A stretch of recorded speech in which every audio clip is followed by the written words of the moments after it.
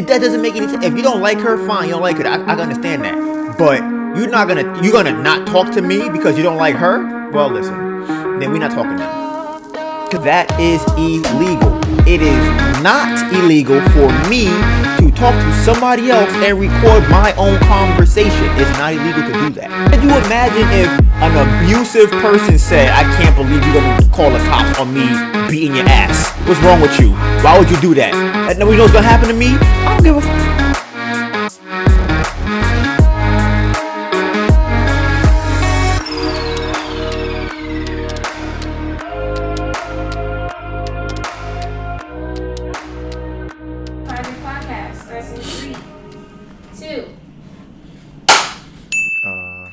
Okay, so today is July 21st. It's 2:10. People who come here, this is actually our 18th episode of the podcast, and I'm kind of excited about it because I think that to come from 0 to 18 episodes in a row, week after week, it feels really cool to be consistent with something like that. So I'm really happy that we're 18 episodes in. People who don't know, if your first episode, my name is DonivanGray. This is the Bamboo Project podcast. The Instagram for me is DonivanGray, DonivanGray, and the producer is AnetaBurn, ANETABURN. You can find all of the projects that we have. Their Instagram is going to be in the description, whether it be in the YouTube description box or whether it be on any of the audio platforms that you're listening to, such as Spotify, Google Podcasts, Apple Music, and what's the other one? There's 4 of them. There's another one, but wherever you're listening to this at, you can find the description there as well for our different podcasts, Instagrams and whatnot. So I'm also doing free consultations. They are free. You can DM me. You can get on the phone. We can talk about something that's going on in your life. If you want my advice on it, if you want my opinion on it, how I would handle it, what I think you should do. And like I said, it's free. If you call, it don't hurt to call. I might be able to help you, or I might not be able to help you. I'm probably going to be able to help you, though, because, I'm pretty knowledgeable on a lot of subjects. So you feel me? I'm going to be able to do my thing. So you can call me. It's free. Don't got to pay anything. The timestamps for this video will be in the description box as well. So I know some of the podcasts like we had last week, which was 3 hours of information, which I didn't put a timestamp for because it was so long. I do plan on going back and doing that, but I'll put the timestamps in the video because I want people to be able to choose where they want to go and watch the video. In case they want to watch the whole thing all the way through, you can kind of come back. Oh, I know at 5 minutes and 10 seconds, they were talking about money. And then at the 13-minute mark, they were talking about girls and having sex. So I want to go to that specific part and, recount what they said. So we have the timestamps below. So how I start my podcast, I like to kind of recap my last week for the podcast. As you may know from the last podcast, Melissa and I had went shopping either the last week or the week before that, and we had got some fabric. That's right. I don't know if you see. If you're listening, you can't see it, but if you're on YouTube, you can see. I'm wearing a shirt that Melissa made from scratch. From scratch. That means fabric to shirt. That's it. They ain't no going to the store to buy pre-made and none of that. It's from scratch. So right now, it's amazing material. I'm fucking with it. Like, I fuck with this a lot. I'm getting a bunch of these shirts. Like, I feel like a lot of these shirts, different colors, fabric would be fire. I want to get something printed on it. I'm thinking I'm going to get printed right here. You're doing too much with a period. That's going to be for this shirt. That printed on there. I also want to get tags made. And since Melissa could actually make tags, it's kind of cool because now we can just, not make tags, she can sew the tags on. So we can get a tag design. She can just sew it on the back. And I have a bunch of like small, medium, whatever size tags. And then we'll just go from there and probably design something. But right now, just get a printed tag on the back of the shirt. So I'm excited. We're going to have a lot of different, like I said, we have a merch coming. We're going to start it off slowly. And I actually didn't mention this. So I'm going to get into a little bit later. But the game has changed going forward, right? I feel like they always talk about money as far as why the wealth gap is so large, right?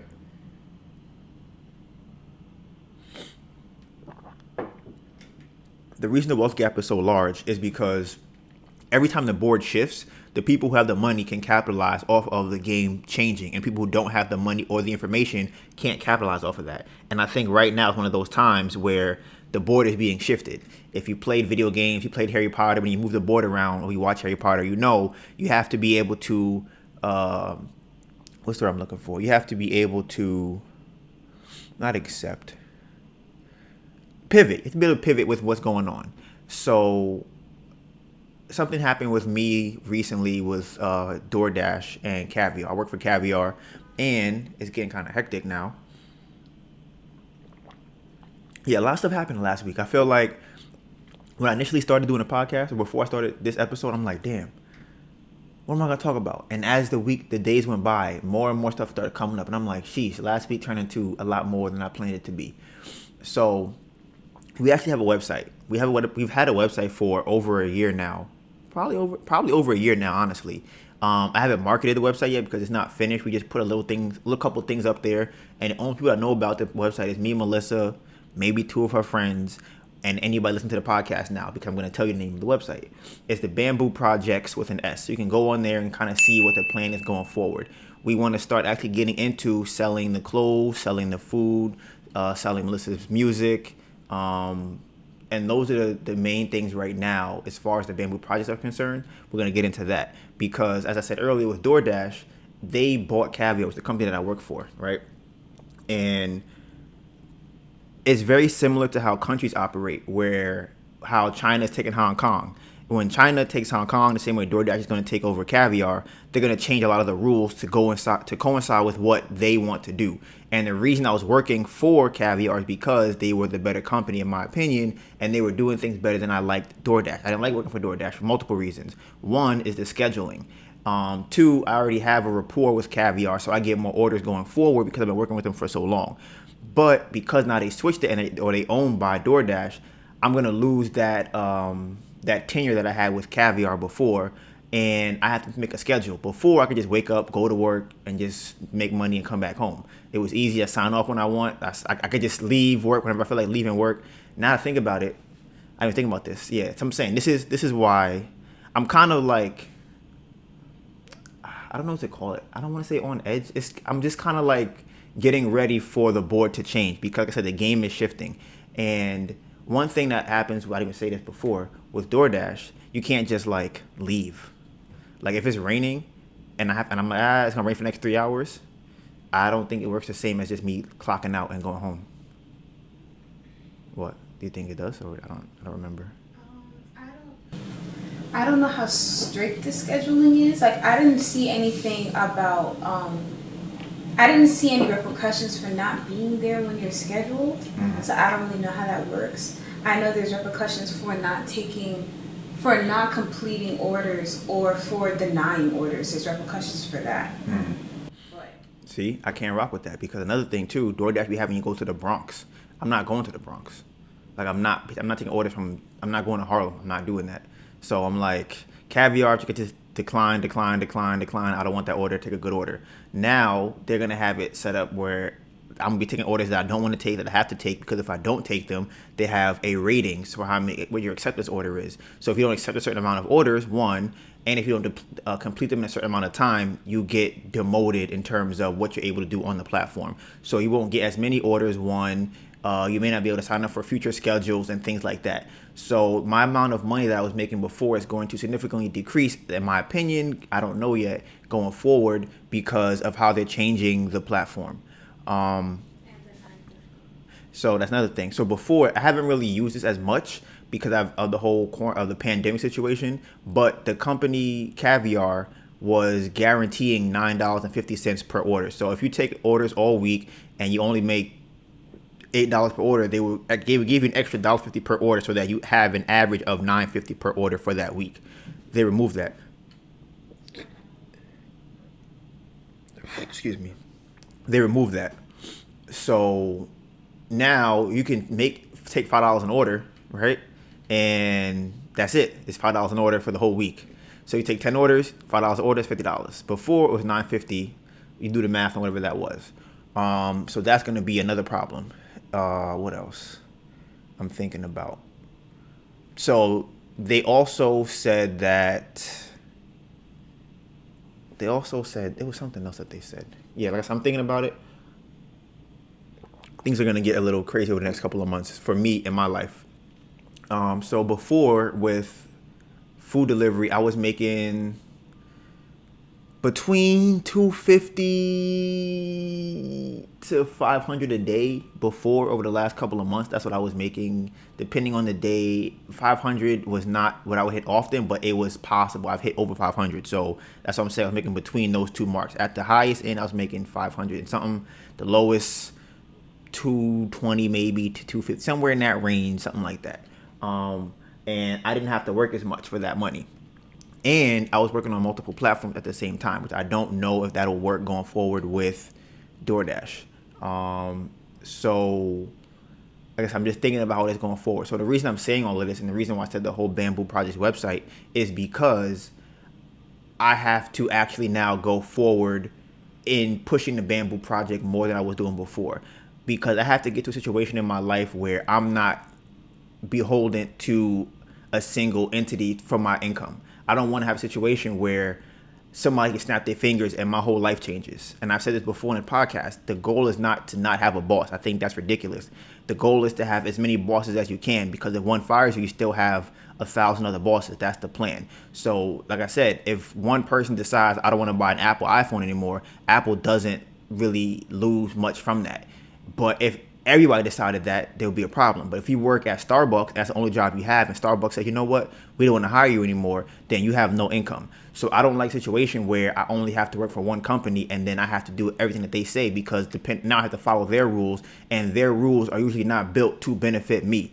And this is why I want to get out of the industry. So lately, over the last couple of days, I've been looking into investing, and more so understanding how investing works, because for the last couple of weeks I've been talking about it on here. I take $100 every week, use it on Cash App for the fractional investing, and then I would just invest $10 here, $10 there. Actually, speaking of fractional investing, I did spend $100 today on some shares, and I'm going to tell you what I bought today. Oh, my phone has been tweaking, and I have to get a new phone because it won't let me do anything on my phone. Like, it's crazy. Like, I need to, Bitcoin went up. That's great. For the whole month I went down 13 and a quarter in stocks. Okay, so today I bought $10 of Apple. I bought $10 of Costco. I bought $10 of Twitter. I bought $10 of Microsoft. I bought $10 of Eli Lilly, which is a pharmaceutical company that my sister recommended for me to get. I bought $10 of Amazon. I bought $10 of Van Eck Vectors Junior Gold, which is a gold stock. I bought $10 of Netflix. I bought $10 of Tesla, and I bought another $10 of a different gold stock. Now I'm probably gonna stop doing that, $100 a week to the stocks, because I want to get more precise with the way that I invest. I want to be able to pick stocks that I feel like are valuable and that I know are being undervalued in the market by the stock market price that they have, right? Because right now I'm buying stocks based off of companies that I like, which is, I think, a good way to start, because before I wasn't really investing into anything like that. I pick companies that I think are good, I think have a good future, and those are ones that I've been investing in. So I've been learning more and understanding the vocabulary, because I feel like that is the most important thing when learning anything new, because that can trip a lot of people up. If you go into an industry that's something you never knew before, even when it came to me learning how to build my bike, if you want to learn how to play basketball, if you want to learn how to do anything, once you understand the vocabulary, then you understand what is being said and what they want you to do. A lot of times I feel like people make things harder than they have to be, and it might be done on purpose. But if I go to an industry and somebody says, let me think of an example. What's the industry you could think of? Technology. Like a company. Technology. Yeah. Spotify, Facebook. Okay, let's go with Spotify, right? So if somebody comes to you and says, oh, Spotify is doing very well, they have a lot of streams, right? If you don't understand the vocabulary in that industry, you don't know what they're talking about. So you may go, okay, I know streams are water. And it's like, nah, that's not what I'm talking about. That's not what I mean. But you mean, like jet streams? It's like, no, that's not what I'm talking about. But once you learn the vocabulary and how it's used in that industry, it's very easy to understand what they're trying to tell people. So for me, I'm learning about the investing vocabulary now because I was going looking through my Fidelity account, and there are a lot of words that I don't know. When they're talking about the PE ratio, I'm like, okay, how do you calculate that? Where does that come from? They're talking about the market capital, and they're talking about the finance investing on the balance sheet. I need to understand the words and why they chose those words to use, and then I'll understand what's being done and what's happening. Because a lot of words are already connected anyways. If you all the industries and all the words are connected, they just use different words. So an example I always say is somebody would say to you, a hungry mouth, what is it? A closed mouth won't get fed, right? And then another saying is the squeaky wheel gets the oil, right? Now, these are two different industries, but if you understand that they're saying you have to speak up or say something or let somebody know that you want something, otherwise you won't get it. And once you understand that, you can apply it to multiple industries. So once I understand what they're saying in the investment game, then I can go, okay, here's how I should invest. So lately I've been using it more so as a savings account because I've made more money keeping my money there as opposed to one, spending it, and two, putting it in, a Chase account. I would probably have made 6 cents. Yeah, like I wouldn't. Yeah, I might make 50 cents for the whole year. Yeah. Like that's probably what I would have done, and that's crazy. So I've made more money with that, but I want to, if I'm going to invest, I want to make sure that I'm like, okay, this company is undervalued by 20%. I want to put my money into it so that I can know I'm going to get 20% return this year and next year and 10% the year after that, so I can make money going forward. Because like I said, I do not want to have to be beholden to one person for my income.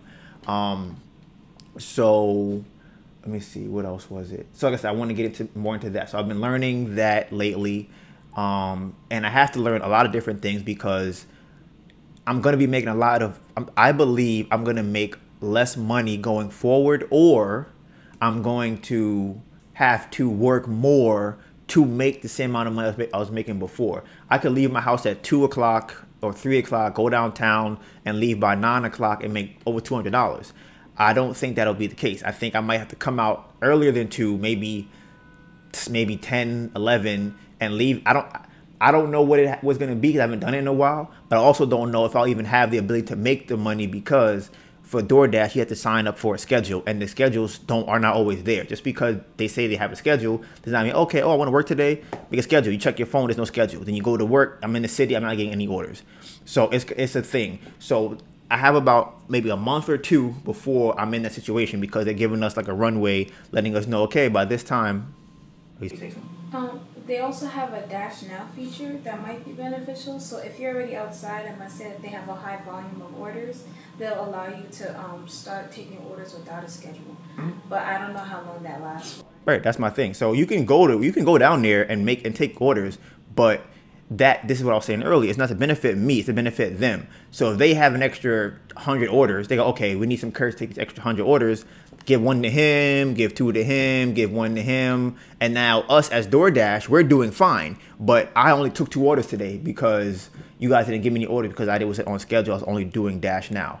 And I don't want to be caught up in a situation where I'm only working to benefit them and I don't actually get to make a living off of the money that I make. So I've already determined that I need to, not now, but I've determined that I need to get out of this industry because it's getting smaller and smaller, and the smaller company gets the more control they have over you, and they don't care. Their job is not for us to make money. Their job is for them to make money. So the less money that we make, the more money that they can make. That's beneficial to them. The only reason that they pay us even a decent amount is because nobody worked for them. So, and as I've been doing as I've been working for this company, I've seen how it's changed over the years, where it started off where people were getting paid $25 an order, $30 an order. Every order was $10. And it went from that to now people are getting $3 orders, $4 orders. And it's not it's busier, but now they have all the stipulations. You got to have a schedule. You got to be taking at least 10 orders every 2 hours. You got to have a percentage rate of this. You got to have a rating of this. You have to make sure that people, give you high regard. What is it? Not high ratings. It was something else they have the customer has to do. Either way, it's a lot of hurdles in the way before now as it was to before, where before you just come to work and you just make money. That's what it was, and that's why I liked it. So like I said, I've determined that I have now need to get out of the industry quicker than I had planned. So that's gonna be me over the next couple of months. I'm gonna try and push the bamboo project a little bit more so that I can segue out of bike messaging. So I'm gonna work a lot over the next probably 2 months until they kind of clamp things down. So now here's how we came to this conclusion also. So I was working, as people may or may not know, the last 2 weeks, 2.5 weeks, I haven't worked that much because my bike was all fucked up, right? So I got my bike fixed. I'm like, yeah, I'm about to get that money. I'm about to get paid. Here we go. I go back to work. Every order's $20. I'm getting paid on caviar. Every order's $20. I'm getting paid. I'm getting money. I'm doing good, right? So today is Tuesday. So last time I worked was Saturday or Sunday, I believe it was. And that day, I'm taking the order. Everything is going great. I'm thinking, I'm about to get this nice little bag for the weekend. And I had my backpack on my bike. Now I have an electric bike, right? Pretty powerful electric bike. And I had put my backpack on my bike. And the strap of my backpack, let me drink some water first before I tell you this ridiculousness.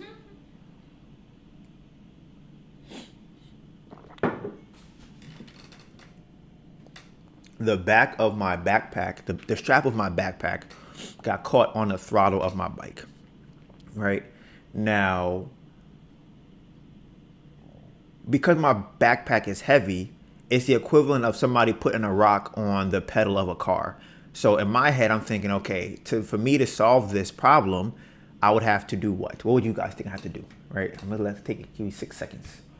If you are driving a car and a rock falls out of your pocket, or somebody throws something in your car and it gets stuck on the pedal, what would you do?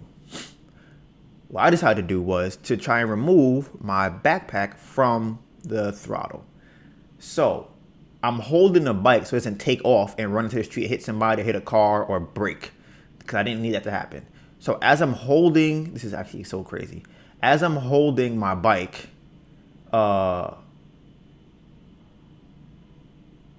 the throttle's still being pulled. So all the energy from the battery is still being pulled through the bike, but it's not being, what's that word? When you let something out, X something. What would you call it? Yeah, what's the word for that? Start with an E.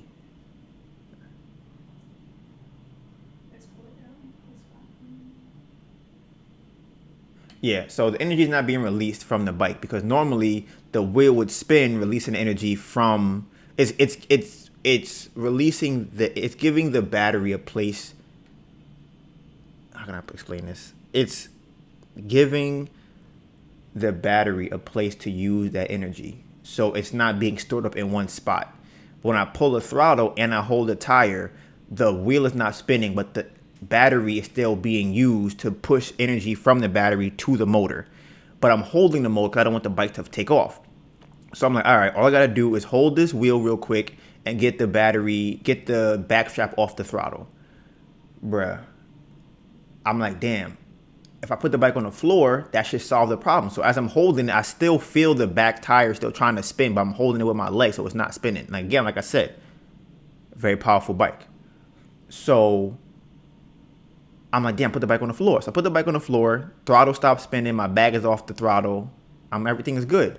So I go to pick up my bike, and I've never seen this before. If you look up anything online, look up e-bike explosion or battery explosion, look up something like lipo battery explosion. That's probably how it will look. I'll put a video of something like that here of what it looks like. So as my bike is on the floor, it starts smoking. Like the inside of my bike is smoking. There's white smoke coming out of my bike, all out of the bike. And I'm like, yo, I've only seen this once. And that's when the battery explodes. And I'm like, fuck, how am I going to, like, I can't just buy another, I could buy another battery. Honestly, it might have been easier to do to buy another battery as opposed to buying what I did, but the battery was not broken. So, but my bike is fucked up and was not working, because what happened was the controller got fucked up. The controller is the brain of the bike. So the controller tells the bike how much power to release, when to shut off, when to shut back, when to come on, things like that.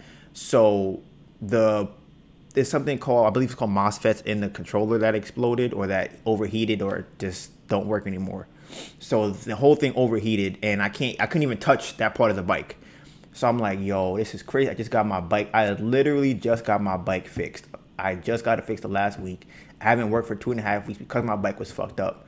And as soon as I get it working to work again, I'm getting money, it stops working. So I'm like, yo, this is crazy. Now my account was looking really shallow to me. I have a couple $1,000s in a business account. I don't really count that because I feel like if I have to use that money, then it's like an emergency fund. If I have to use that money, then it's a problem because that to me it shouldn't even exist. So in my regular account now, I have $600. Actually, at that time, I probably had like $600 at that time too, but I spent something and got paid again. So I have $600 now. And to me, that's broke because I can't move the way I want to move with $600. You can't really do much with that. It's like I can buy one thing and I'm broke. And then the thing to me that I consider being broke is spending money without having money coming in. Before, if I spend $600 and I'm making $600 in 2 days, it's fine. But if I'm spending $600, which is all I have in my account, and then I don't have any other job making me money, now we have a problem. Which is why they always say have passive income, because something were to happen, you can still have money coming in even though I'm not actually working, which is why the Bamboo Project is my goal.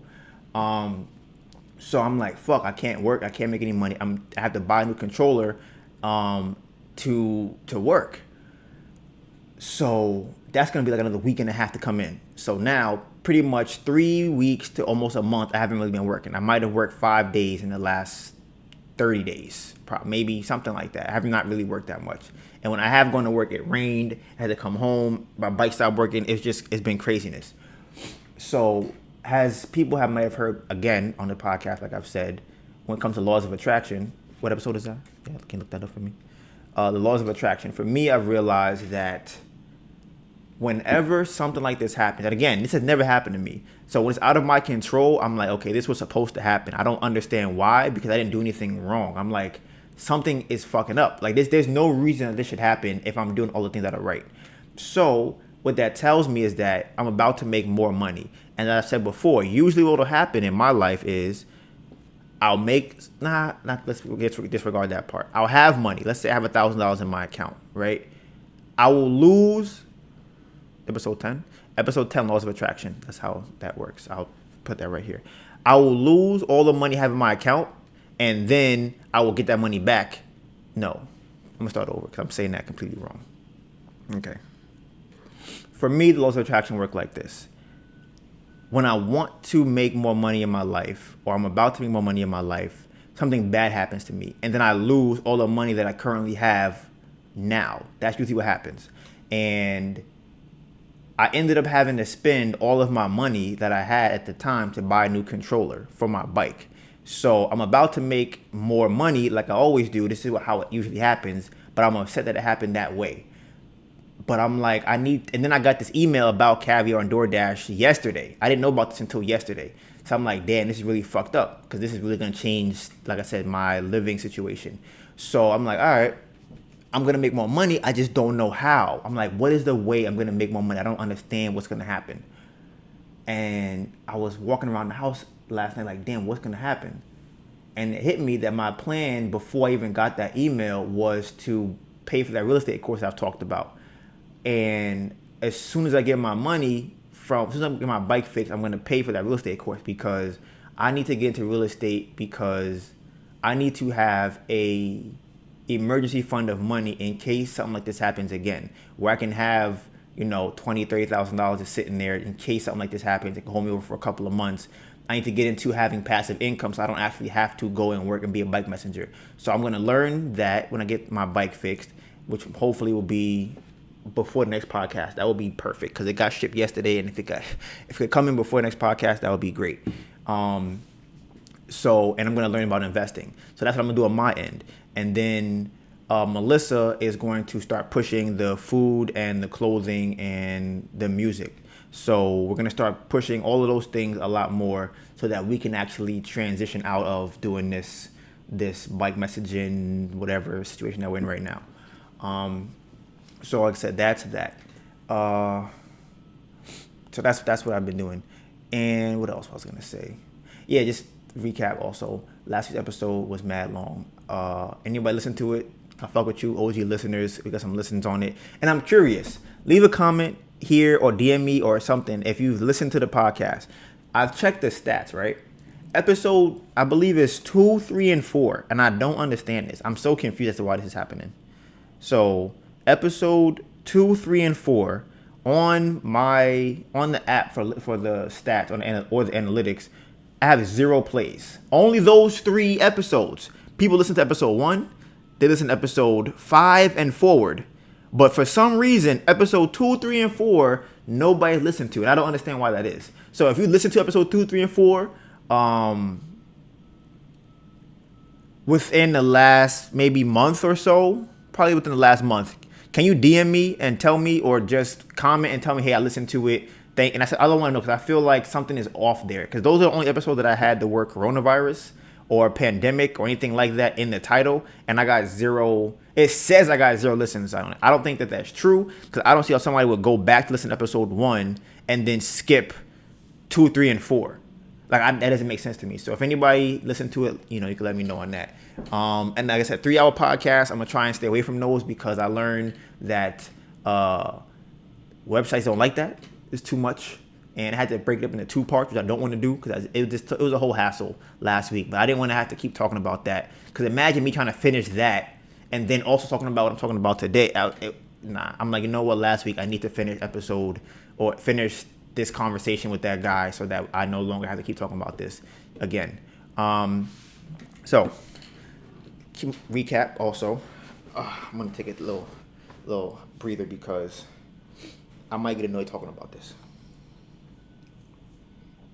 Can you scroll up a little bit, please? By the way,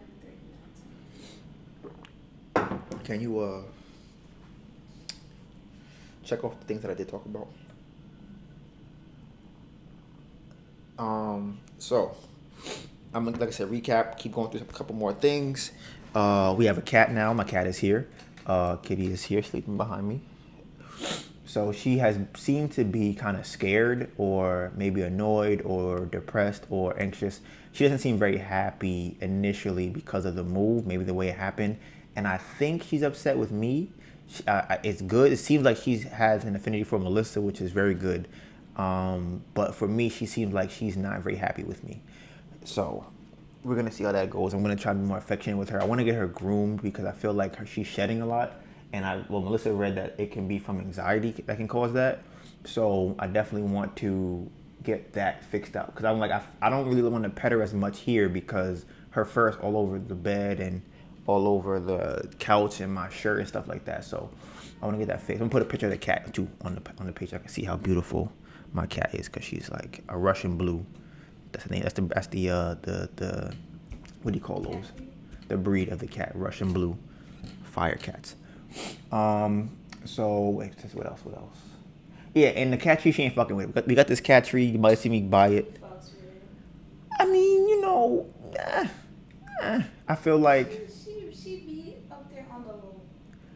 I rarely see it. I've only seen her up there maybe 2 or 3 times, and right now I put her bed at the bottom, so she's fucking with that, which seems to be good. She was there before you put her bed in the bottom. But I feel like she wasn't sleeping there. She kind of did. Nah, I like this. I feel like she be like. We'll be home with her more. How many times you been with her more? One day. No, you went to work like 2 days before your bike exploded, so it was 2 days. That may be true. That may possibly be true. I feel like I came home early one day though. I don't know if that counts. Definitely came home early one of those days. Is she a pure breed or a mixed breed? I don't know. So, over the weekend,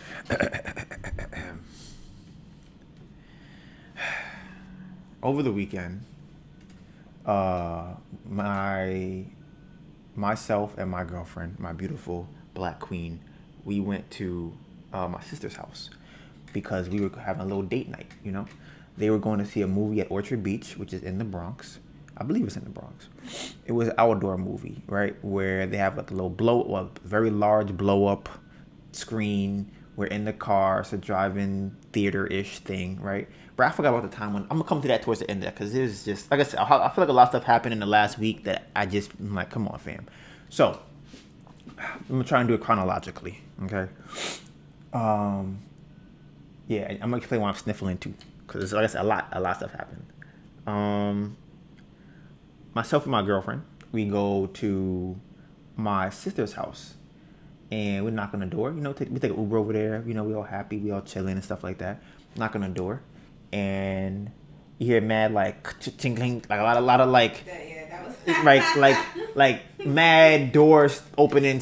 When you see that, like somebody have like 1,000 locks on the door, right? That's what it sounded like. So I'm like, all right, this is kind of strange. Like I don't understand why it's taking this long to open the door, but I'm like, whatever, it was whatever. So we get in the house, and who opened the door? Was it him or was it her? I feel like it was him. I think it was him because he was there. So, but he like, I think he opened the door and then she came in after him when he left from opening the door.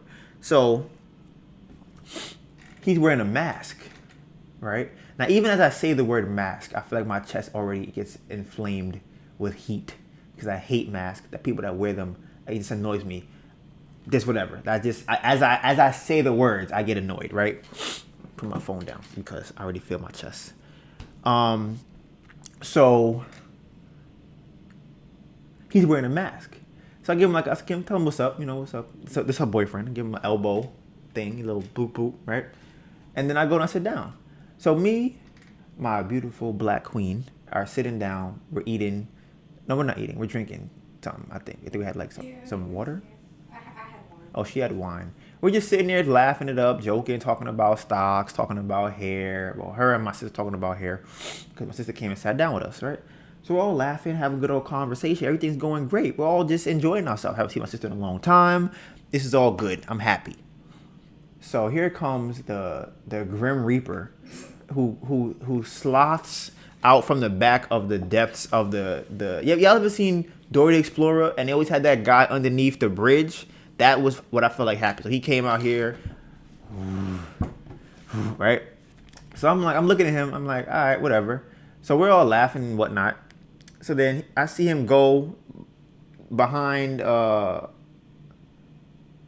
He goes to the living room, and he gets like an oscillating fan, right? He brings the oscillating fan and puts it behind Melissa. I'm sitting across from Melissa.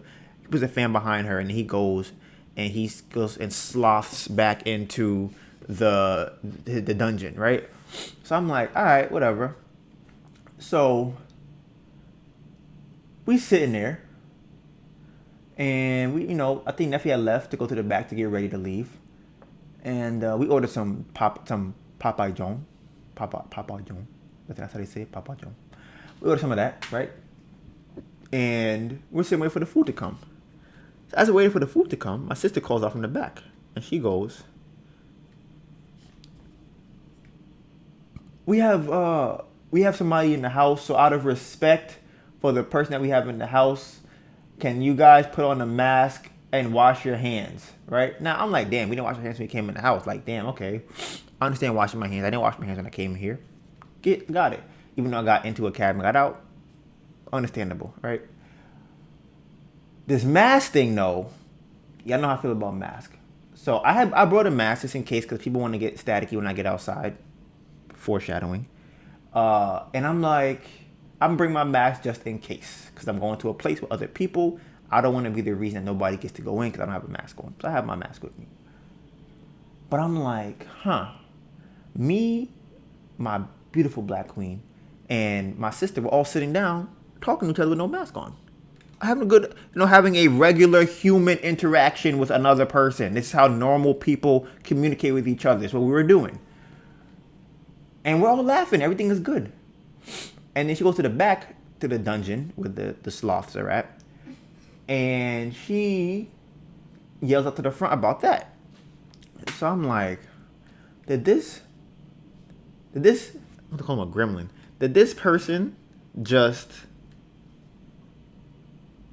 tell her that we aren't wearing the mask? Also, another reason this was annoying, because as she said about washing our hands and putting on masks, one of the other things that she said in that sentence was, other people have family members that they want to keep safe, So we would like if you guys could put on a mask. Well, I would like if you guys could put on a mask because she never said that he said these things, right? But if you can use your regular deduction skills, it would make sense that he's the reason that because he's the only one wearing a mask and he is weird. So she said this.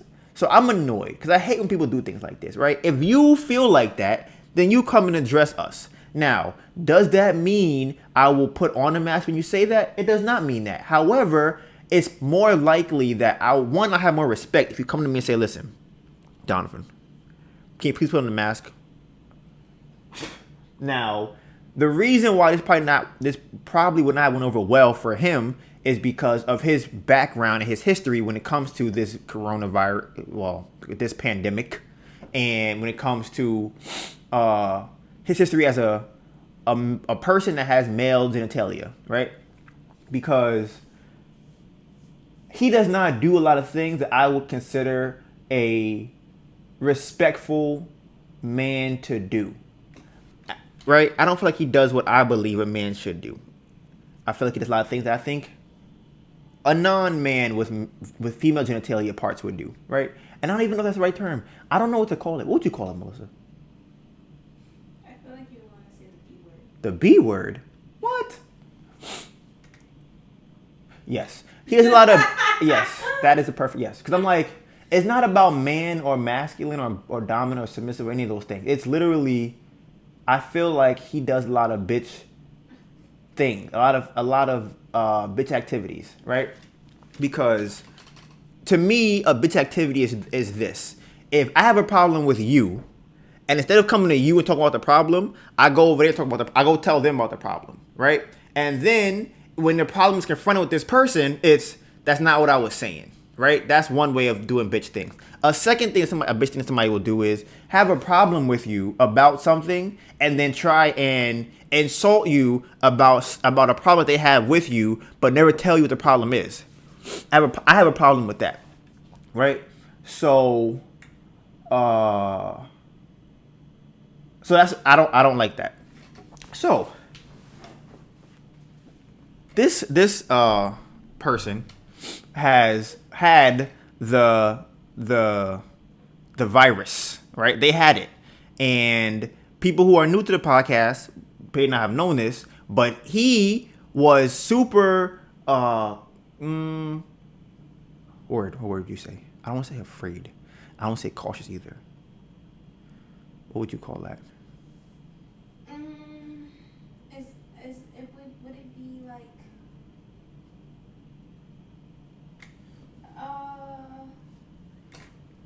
adamant? Nah, that's too much of a manly word. Less of that. Less of that. It's a lot less of that. He was.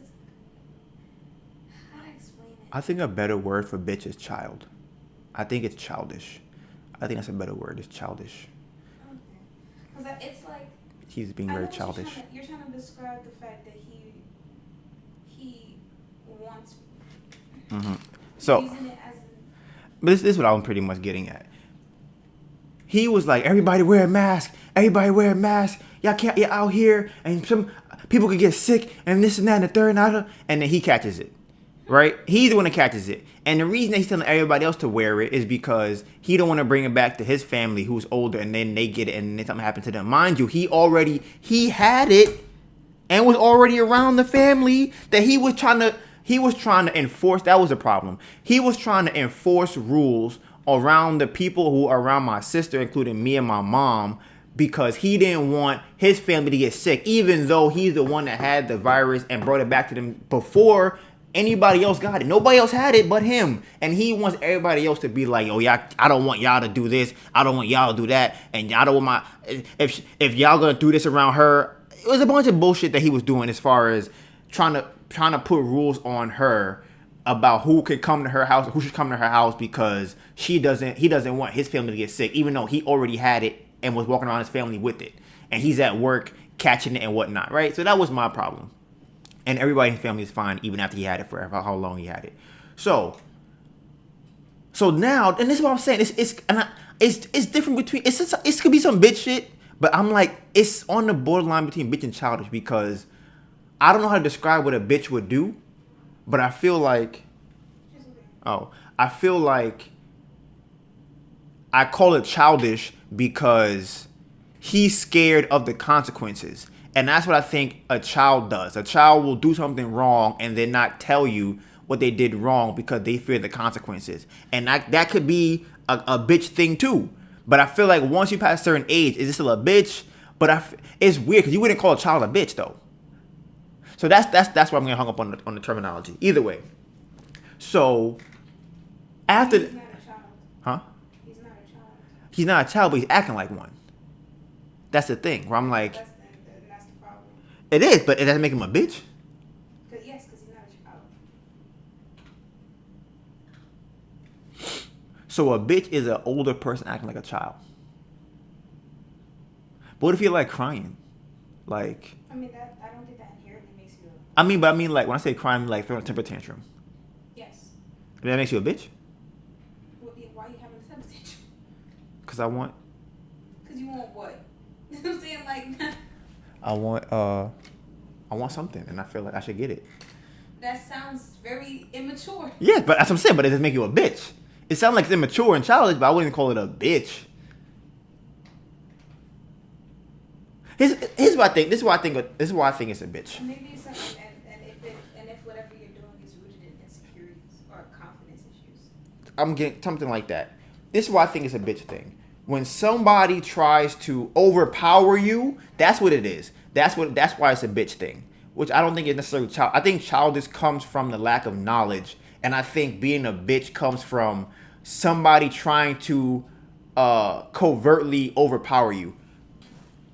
Okay, so as I was saying before, what I think makes somebody a bitch is being afraid to confront their problems, and instead of not addressing their problems, they still try and control. They still try to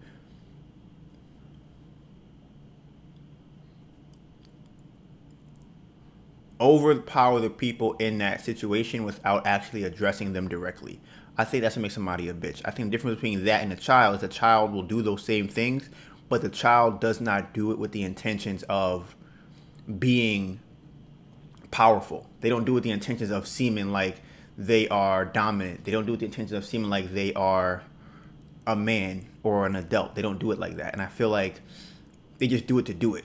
But I feel like an older person feels like I need to reclaim, like you said, my confidence by going out and overpowering these other people, but I don't want to actually like address them directly. I just want you to know that I don't like this. So I'm gonna be a man to you, so you could be a man to them, because I don't want to do that. But you be a man to them. I don't want to be involved in that. I think that's what makes somebody a bitch. So he comes back and sits at the table with us, right? Mind you, I'm eating a pizza. I'm not wearing a mask because that's stupid. How I'm gonna eat a fucking pizza if I'm like wearing a mask? Because we was drinking, we was about to eat. I'm like, I don't know if you noticed, but I didn't really put the mask on. No, so I'm like, bro, because I'm sitting there, me and her sitting there, because he's in the back, she's in the back, and he come and sit across from Melissa, like not across as in he sits. He wasn't facing me. He was like a. He was adjacent. He was perpendicular to Melissa. That's where he was at, right? I was sitting across from her. He was sitting next to her, but facing her. So I'm just thinking about, because things like that, I don't like things like that. Things like that really bother me, because not only did he do that, not only did he say that about the whole mask thing, he's gonna come and sit there while we're eating and then start murmuring stuff like he said something about the movie, like, yo, I'm gonna reenact how it was. Me and Melissa were talking. So me and Melissa having a conversation, and then all you hear is, "Y'all gonna go to the movies?" I know he ain't talking to us. I know he's not trying to talk to us under his mask, and he whispering. So y'all go to the movies and y'all going to. I'm gonna ignore him, because he clearly did not come out here to try to be a man and tell us to wear a mask. Tell my sister to tell us to wear a mask, and then come out here and start whispering to us. I'm like, bro, this is childish. So then me and Melissa are ignoring him. I don't know. Did you hear him? I did, but I didn't feel like it. Because the question that he asked was, "Is that public?" Pizza Hut. No, before that. He said something before that. Did you hear that? No. See, he had said something, but he was saying questions before that, but I was ignoring him. So, and mind you, Melissa was sitting closer to him than I was. So she didn't even hear the question that he was asking. Then he finally put a little bit of bass in his voice and goes, mind you, we got 3 boxes of pizza, right? He gonna ask, is that Pizza Hut? I'm like, who y'all know? First of all, let me ask you this question. I'm curious. What brands of pizza boxes can you confuse with each other? I feel like they don't even look really close at all. Like, Pizza Hut is what, orange and brown? I haven't seen that Pizza Hut box in a very long time. And I think they're small. Oh, no, I think Pizza Hut is red. I'm thinking about Little Caesars. Pizza Hut is red and black, I think. Little Caesars is brown and orange. Domino's is red, white, and blue. And Papa John's is green, red, and white. And the names are on the box. That's why I didn't say that. Right. That's something like, I'm gonna give him the benefit of... To know what it was, you couldn't read it. Right. I'm gonna give him the benefit of the doubt that he know the color schemes. But you ain't gonna tell me you can't read the box. I'm gonna check though, because maybe where he was sitting at... Do you think he was asking for a slice? No. Then I don't know. No. I think that he was... This is what I'm saying. People who do things like that, they feel uncomfortable, so they're like, okay, I'm just gonna squeeze in here, and I don't know what to call it, and I hate that. I hate that kind of personality where it's like DJ Academics. It's like that. Where it's like, I'm gonna squeeze in here between people, and I'm gonna act like nobody sees me squeezing in here, but then when I sit here, I want y'all to know I'm the man because I sat in this spot. And it's corny. That's about to die. That's what he was doing. He gonna sit there and then he gonna ask, is it Pizza Hut? And I'm like, nah. I don't know if I said Papa John's. Did I say it's Papa John's? Barely. Yeah, I might. Yeah. You barely said it. Cause I'm just like, nah, it's Papa John's. I didn't look at him. I'm just like, nah, it's Papa John's. And then he said, oh, okay. Hey, stop. In my face? What? Oh. You gonna look me in my face and claw at the couch?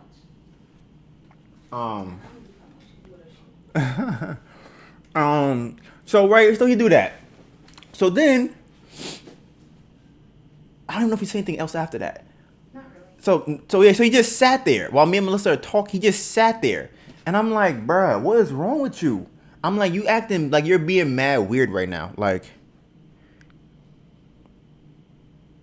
Honestly, if you really wanted to be socially distant, he could have stayed in the bedroom. Like, he didn't have to come out there at all if he was afraid to catch the coronavirus. If he was afraid to catch anything, he could have stayed back in the bedroom, or like Melissa said, stayed in the couch. So I know why he came out there. Maybe nephew wanted us all to talk, or didn't want him to stay in the room. I doubt it. Oh, dang. I know that's how like Caribbean people are. So. Yeah, I'm trying to think. Would nephew have done that? I'll have to ask, because I don't think she would do that. I'm gonna ask her. Where's she at right now? I'm gonna call her. Donovan is so messy. Listen, because I'm like, I want to address. I'm like, all right, this is what I think happened. Let me call her, because that's what I think. Damn, I don't know if she with him.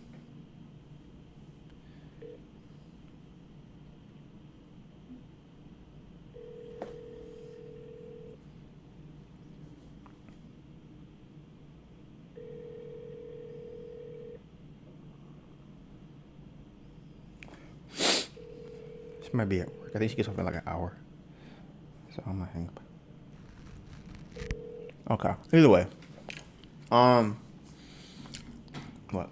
And the Pop-Tarts that he's eating is from the Bamboo Food Project. Oh yes, these are electric Pop-Tarts that my girlfriend, the Black Queen, made.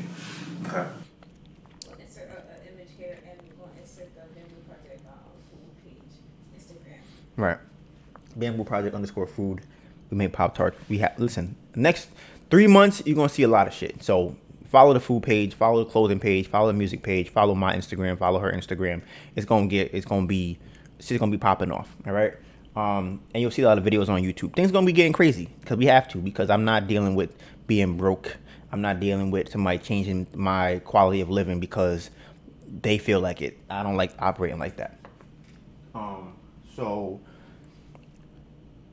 my sister, so we all come in the living room now. My sister asked me, hey, what was your last podcast about? Or what is next week's podcast going to be about?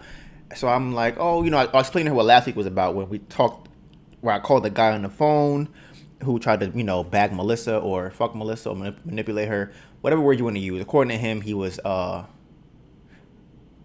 was the word did he use? Experimenting? He was experimenting. He was experimenting on Melissa, right? So I had to talk to him on the phone, and I went over the phone call, and I'm explaining to Neffy. This is what I'm saying. This is why I get so annoyed. It annoys me to my core. So as I was saying, it should annoys me to my core, because as I'm explaining to my sister, and even as I'm talking about it, I'm telling you, I feel my chest. I feel the anger. As I'm talking to my sister about it, how I recorded the conversation, he was like, "You recorded the conversation, right?" Oh, no. I was explaining to my sister what he was saying to Melissa, and the guy on the phone was saying, "I can't believe you record my conversation. That's so this and that's so that. I can't believe you would do that," right? So now he wants to open his mouth, the guy that's sitting there, and go, "Yeah, I would be mad too. You record the conversation, right?"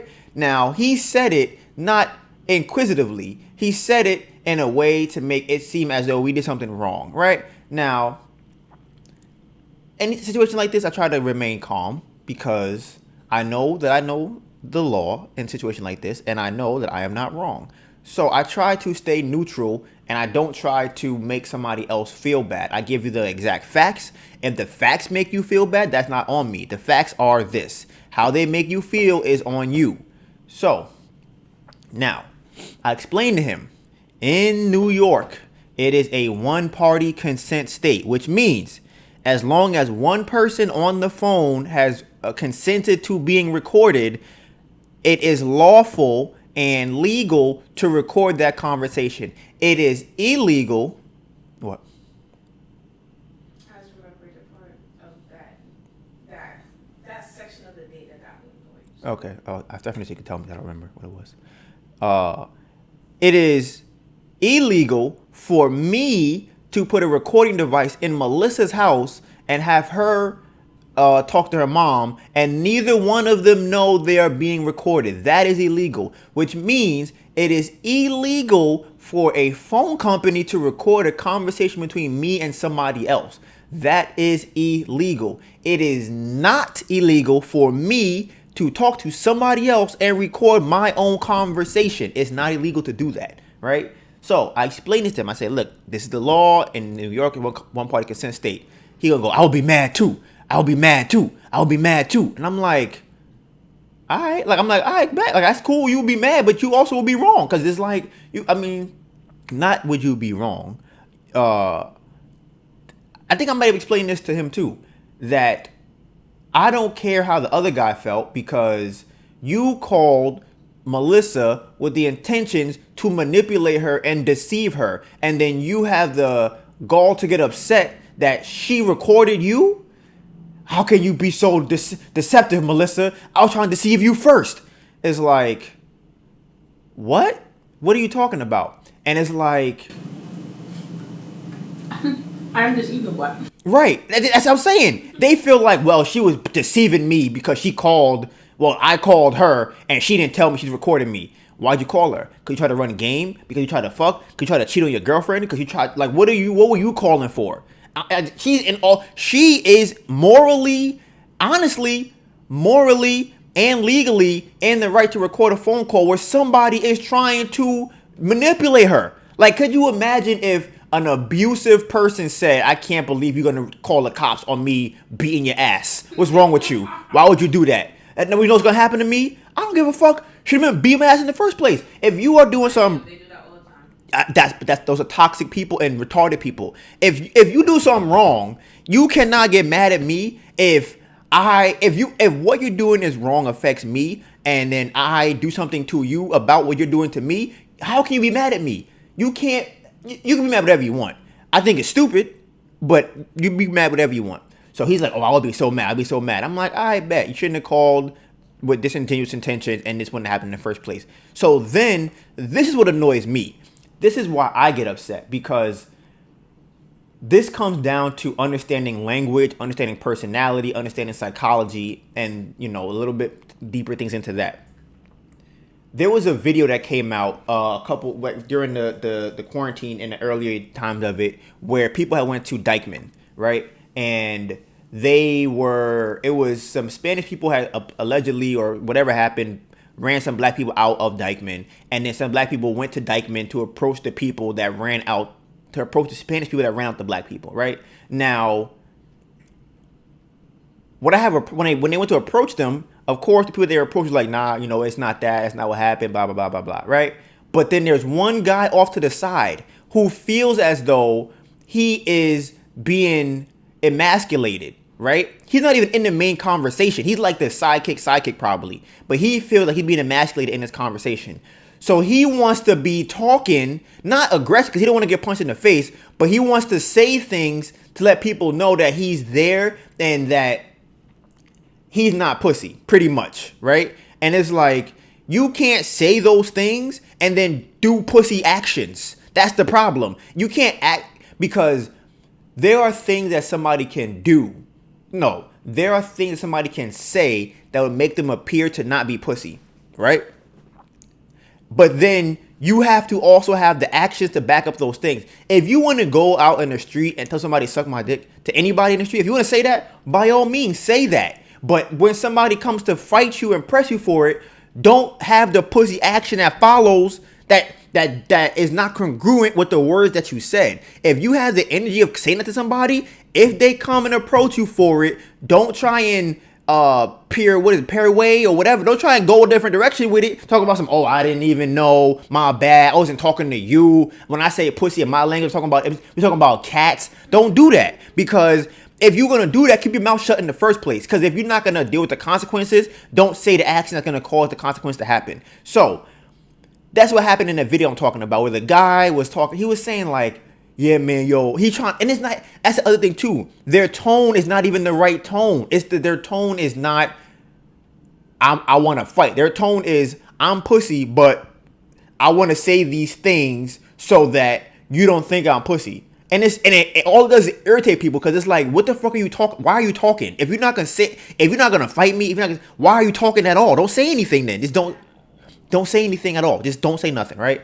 So, with the situation, yesterday or whatever day that was, he stands up and walks off like, that's some bullshit. That's bullshit. That's some bullshit. And I'm like, is that directed at me? Because I'm like, you ain't saying it to me. You're walking off and saying it over there to somebody else. You're not actually saying to me about that. And why is your language that's bullshit? Why is your tone like that? Like you want to have a problem if you aren't actually talking to me. So I'm like, and things like that annoy me, because I'm like, if you feel that way, say it to me. We can have that conversation. We can talk about it, and wherever it goes, we can have whatever happens, we got that conversation. So he got up, and this is, like I said, this is something that I feel like when I was running game on girls, they would do, because, and it's something that a girl would use as a tactic to fight, because she's usually not physically stronger than the other person. So what the girl will do is she'll make comments like outside of her mouth, because she doesn't really want to fight, but she still wants to get in her piece. But she don't really want the problem with saying her piece. She wants to get in her hits without actually throwing any punches. And I feel like that's what he was doing. And I'm like, but I'm not trying to get upset. So I'm like, okay, he's not saying that to me. He's saying it. Because not only did he say it, he said it and walked off somewhere else and never looked at me one time when he said it. So I'm just like, all right, it irks my soul people do stuff like that. So I'm like, all right, I left it alone. So as we were leaving, I noticed that the fan was there, and I asked myself, I'm like, did he come out in the living room and put the fan here to blow our air and our oxygen back to us? Is that what he did? Because I'm like, I hope that's not what he did. Because I don't think that's what he. I don't know if that's what he did, but I think that would be real corny if he did. Because he didn't. He then ended up sitting there. So now I'm wondering, Neffy might have told him to sit there. That might have happened. Neffy might have told him to sit there.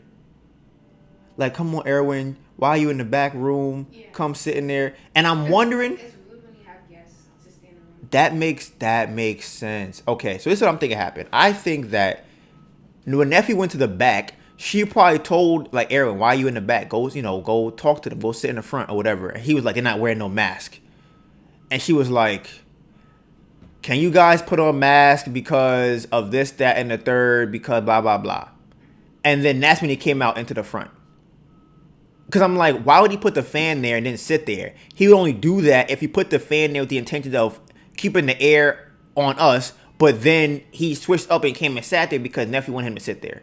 So what did you say happened that annoyed you? Oh, when we were talking about the recording thing and we were explaining it, like I was explaining the fact that, okay, if I'm on the phone with someone, you could, same thing, 2-party, whatever. And then he was like, no, but I'm not talking about you. I'm talking about, like, if I'm on the phone with him, and I'm like, what are you saying, right? Like, that didn't make, do you remember that? Yeah, I do. Yeah, I do remember that. And I'm like, that didn't make any sense to me. And I'm like, do you just want me to stop talking? Because it's like, nothing I said was wrong. Yeah, I'm wondering. Do you remember exactly what he was saying? He was saying that if he were to be on the phone with you, Me, Donovan. Yes. Uh-huh. And he was like this, like put Yeah, and see, another thing that he was doing. This is what gets me annoyed. He was pointing at me like this, right, and that annoys me. It wasn't close enough, but he's pointing like this, like, oh, if I was on the phone with him, and I'm like, but that's irrelevant to what I'm saying. If two people are on the phone, one person knows that it's being recorded and consents to it. It doesn't matter who the person is. It could be the person on the phone. The other person doesn't have to know. That's what I'm saying. And he was like, wait, so if me and him were on the phone, no, I'm not talking about you and I'm talking about me and him. And I'm like, what do you, like, that is irrelevant. I remember that. And he wanted you to answer. He didn't want me to answer. So that annoyed me. Yeah, I wonder why that was. I was gonna say that I think that he did that because he was trying to get me involved in the conversation. But I don't know if that's a sexism thing or he has a problem with me thing. Because I'm like, I definitely remember that. Do you remember what my response was? I don't really remember. You just said like the same thing. You said the same thing I said basically. But I need to learn how to handle those situations better. Yeah, 'cause I think he was saying too. He was like, if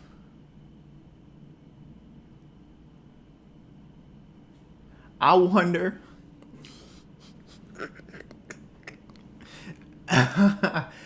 Oh man, I don't think this is it either. I'm just speculating because I don't know. I'm wondering if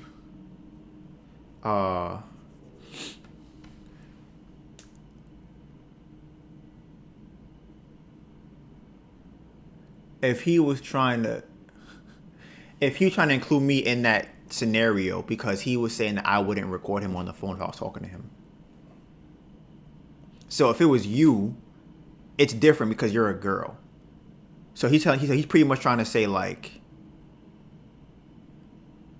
what did he say again? Because I'm trying to see if this is, what do you remember what he said? He was just saying, because I was explaining the situation, and he was like, okay, that's what happened with you and the guy. But if I'm on the phone with him, you're telling me that he can record me, and that's legal? I'm like, yes. Yeah, because I wonder if he thought we was gonna say, like, nah, I wouldn't do that. I don't know what he was trying to say. Yeah. I feel like he just didn't want to. I don't know. Yeah. He didn't want to. Yeah, I wonder why. Maybe, and this is another thing too, which is why. Okay, maybe he didn't want to address you because he didn't want to attack you, but he wanted to attack me. Does that make sense? But he ain't say nothing to you after you said what you said. But that's my thing, though. He didn't want to have this energy, this with you. So he had to point it at me. Because he was like, so you tell me if I'm on the phone with you, that you can record me? So instead of doing it to I you, don't have that energy. that's what I'm saying, though. Because he was like, he gonna point it at me, and I'm like, I'm gonna say, yes, I would record you regardless. That, like, it's weird because I'm the one speaking. You talking to him, so basically telling me to get out the conversation and directing it at you. But I guess that makes sense. Yeah, because he wanted to be upset, but he didn't want to be upset at a girl. So he felt like I could be upset at him. I'm gonna point this at him instead, because I don't want to feel like I'm being mean to a girl. And I'm just like, and this is my problem, because if you are upset about, if you're trying to, this comes back to the overpowering thing. He didn't want to feel like he's overpowering you. He wanted to try doing it with me. But why are you trying to overpower anybody in a conversation that is not about you? It's not related to you in any way. You asked me what I did last week, and now this is what happens to people. This is another thing that happens that people will do. So if I'm talking to somebody, or if I'm having a conversation with you, and I'm like, yeah, some dude came up to me yesterday, he stepped on my foot, so I slapped him, right? If this is a conversation I'm having, if I'm having this with you in front of somebody like that, what they will do is they feel intimidated by that. So they'll be like, yo, I be slapping people every day. Or that ain't no slapping me, step on my foot. And it's like, what? I mean, I guess. I was going to say, why do people feel like that? But And that's what, and I think that's probably what happens, because I've seen that a lot. And I know it happens with me a lot. When I know from talking to somebody and I'm doing something that other people will consider alpha male stuff, another guy would feel like they're being intimidated by that. How would he feel like that? Okay, you were the one speaking. Maybe that's why. Because I'm like, you didn't record nobody. It was me. But at the same time, you were the one speaking. So I guess that would direct all the energy onto you. Yes, that's something. I think that's what happened, and I that really annoys me, because I'm like, if what I say to my friend or what I say to somebody else that I'm talking to should not make you feel type of way if I'm not talking about you. If I'm saying, yeah, I took my girl to Italy yesterday, and you like, I do that shit every day. Sure. Like, I wasn't even talking to you about it. You were in the area, but I was talking to my girlfriend about this, and you came in. Hey, we were definitely talking to nothing. Maybe so. Because just because we're talking to nothing doesn't mean that he can't be a part of the conversation. But he wasn't even trying to be a part of the conversation. The only thing that he chose to talk about was the thing that he felt was wrong. He didn't have any problem about what the other guy did. It was only about what we did.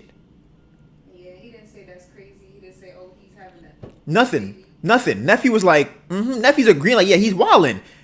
The only one who's like, yeah, I said it before, I'm pretty sure. I can take it out. But he's the only one, that's the only thing that he jumped in on, was, y'all wrong for that. What about everything else we said? Well, yeah, but that part is wrong. And I'm like, so him having a baby, him trying to fuck my girlfriend while I have a girlfriend, him having a girlfriend and cheating on his girlfriend, everything else he said about not dating black women because they're too masculine, none of that is wrong. He has nothing to say about that. But the fact that we recorded him, that's what you want to get upset about. That's what you want to address to us about. I don't know. It's like, what's the point of having security cameras around your house then, right? Or anything. Don't record me while I rob your house. What's wrong with you? How dare you? Let me rob your house in peace. Ridiculous, immoral assholes gonna record me while I'm stealing from you. So what's next on the thing? Oh, so I mean, I think that was okay. So that's kind of the end of that part.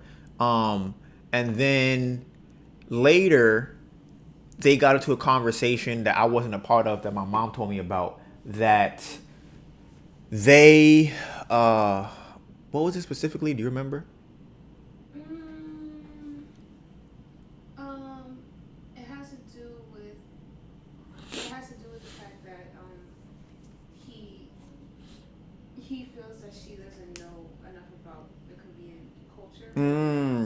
Yes.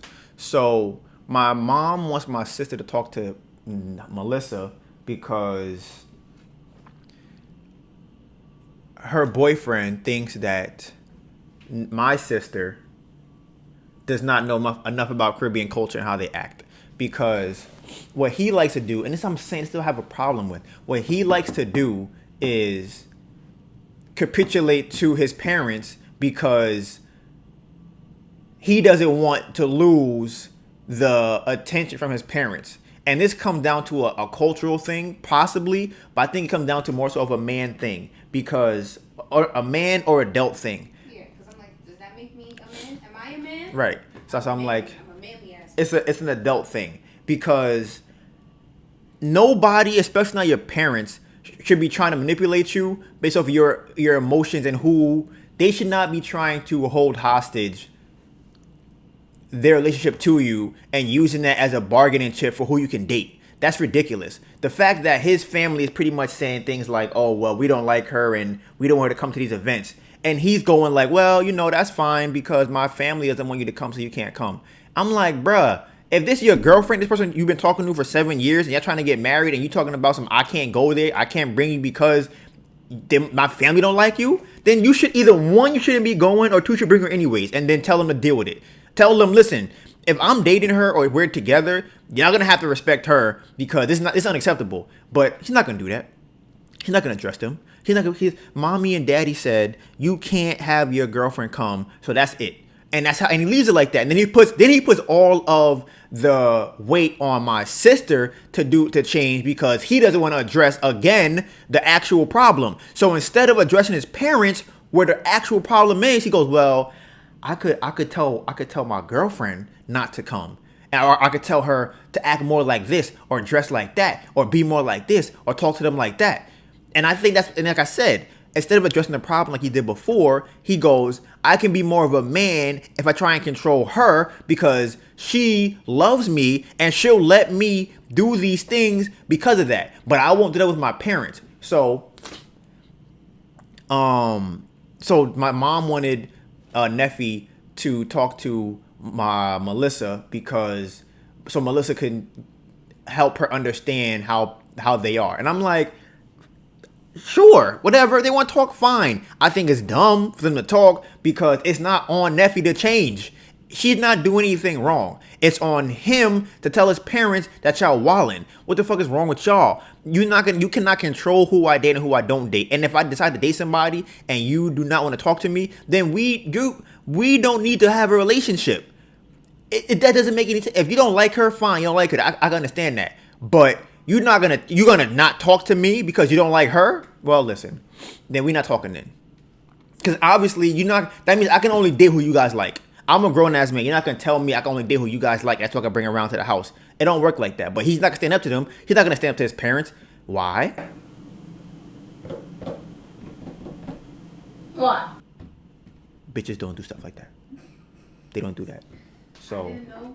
For the record, I didn't know that's what he's gonna say. So. We'll put that out there. So. You said what? Bruh, and it's like, my man's. I like how he still heard me. Cause I was gonna say it too. I'm like, I don't know if it really tied into the fact because he bought a rental property he had planned on renting because something happened to his house. So his family lives in the house that he rents, where he lives with them, which is ridiculous to me. But I mean, I guess. And he's still following their rules, bruh. Ain't no way. Cause I couldn't imagine my mom coming here and telling me how I'm gonna live in my house. Ain't no way. You're gonna have to leave then. You're not gonna come to my house and tell me because as I told Melissa too, we was having this conversation. When I was living at my mom's house, I couldn't tell her what the rules were. So how is it now that it's in your house, I can't tell you the rules, but in my house, you can tell me the rules? How does that work? Somebody make that make sense? If I own the house, you can't come to my house and make the rules in my house. You don't pay for nothing in this house. You just come and you are a long-standing visitor. I don't care if you're my mom, my sister, my dad, my uncle, my brother, whoever. Just because you're living in my house don't mean you make the rules in the house. That's it. So, and you definitely come to my house and tell me my girlfriend can't this and my girlfriend can't that. That's wild. That's ridiculous. So like I said, that was over the weekend. So maybe my sister will come on the podcast. I wouldn't mind. I'll prefer her not to, only because I love her very much, and I've been trying to respect this guy as much as possible around her and with him because I've already voiced and expressed to her my feelings on him. I don't like him. I want them to break up. I've expressed that to her, and I keep meaning to have a conversation with him. I think I should, but this is my thing. I don't think he's mature enough. I don't think so either. But I'm like, I don't see the purpose in having this conversation with him. If he hears this and wants to talk to me, I'll talk to him about it. That's fine. But me going and talking to him doesn't do anything, in my opinion, because he is trying to be a man. And anybody that's trying to be a man, I don't have a conversation with, because that means you're going off of your insecurity. And as long as you don't feel like you're a man, you're never going to be able to have an honest conversation. So I'll be like, hey, that's not right. Fuck, I guess it is. Well, we're done talking then, because I don't feel like talking about this. There was one time that we had got into something years ago. I can't remember what it was about. We were just arguing about something. Every time I run into him, it's always something I don't like. It's every single time that I see him, 100% of the times I see him, I think it's 100. If it's not 199.9, but it's definitely close to 100. That I see this man, I can't even call him that. That I see this person, it's a problem. He's taking these weird jabs at me, and I'm like, bruh, I'm not acknowledging you. What is wrong with you? I don't understand what this. My sister tried to tell me, oh, he don't know how to socialize, and he's a little awkward. I'm like, nah, that's not awkward. That's not that. That's insecurity. That's what that is. And I always wonder if it's a Caribbean thing, because a lot of Caribbean people I know are like that, but I don't know where it comes from. What? Do you disagree? Listen, I went to your house. They tried to tell me how to save money. I was thinking my brothers aren't like that, but Who? Jermaine and Justin. But they mad young, and they're not like, they weren't born there. And I feel like, who do they talk to? Who do you see them interact with? I was thinking of in terms of even the fact when you were at the house, because Jermaine was telling them that they was bugging, like what's going on. But I don't know if that's like something that would determine whether or not you're a man. I think so. What you think so? What? That for him to come to my defense in that way. So. Yeah, stand up to them. So you feel like what? Yeah. I think I've seen so far. I haven't seen him do anything weird. But I mean. But everybody else I can't speak. But even with them, it's weird because they're still young. Oh, yeah. How they stand up to your mother will let me know like where they are on that spectrum of being mature or not. Because I'm like, there are certain things they need to be like. There are certain things that they need to say, nah, that's crazy. I'm not doing that. But it's weird because they're still in her house. So they got kicked out. What would they do? It's that kind of situation. Are they willing to stand up and get kicked out? I don't know. So there's that. What else? So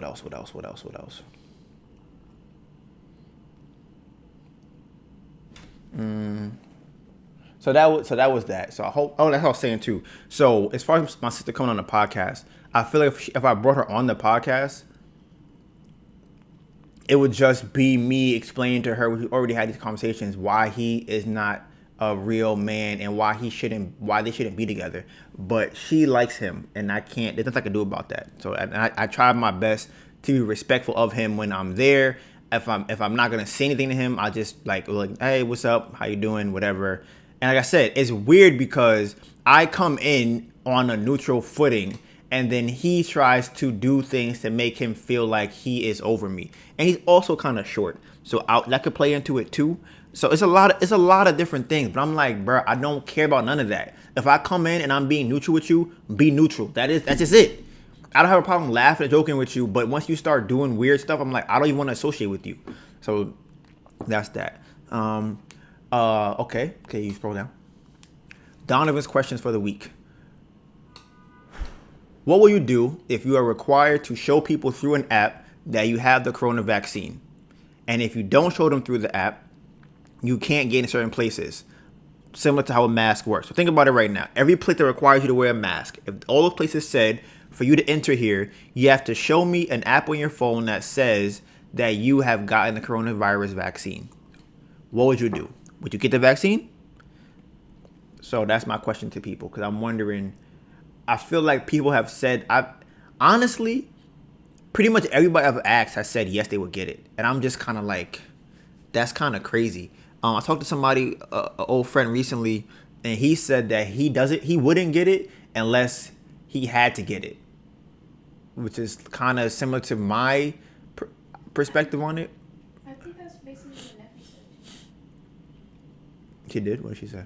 Because she works at a hospital. She works in the military. She said that she pretty much has it in her head that they're gonna mandate it for her. Yeah, and I'm like, that's wild to me. Like, that shit is so crazy, because it's actually unconstitutional to mandate vaccines. I think it's, can you Google that, which one it is? I don't know. It's one of them, and you're not supposed to be able to do that. But the problem is, I think that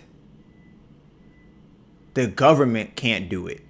I don't know if companies can do it or not, because a private company might be able to be like, yeah, well, you can't do that or you can't do this. So yeah, I'm wondering about that. So that was my first question. Will you get the vaccine if they tell you you can't go, on a train without it? So, and I was thinking about it, I'm like, would I get it? I'm like, I don't, can I see myself sitting in the chair and letting them inject me with something that I know is some bullshit? And the other option is what? And that's what I'm trying to get rich before then, so I don't have to deal with that. Like, what? Go to where? Nah, I get into my private jet. I'm not doing that. Like, I don't want to have to get an injection just because I'm poor. Like, I don't want that. That's so crazy to me. Like, that's so crazy. But other options, will I go to jail for it? I don't know. How much jail time? When I get out, do I have to like get it again? Do I have to go through the whole process again? Like, how does that work? So, another question. You can be safe or you can be free.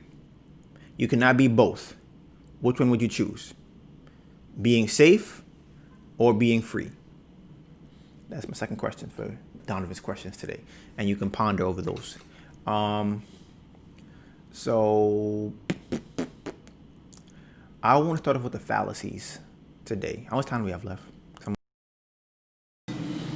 It's a vaccination to prevent an epidemic is well within the police powers of the state.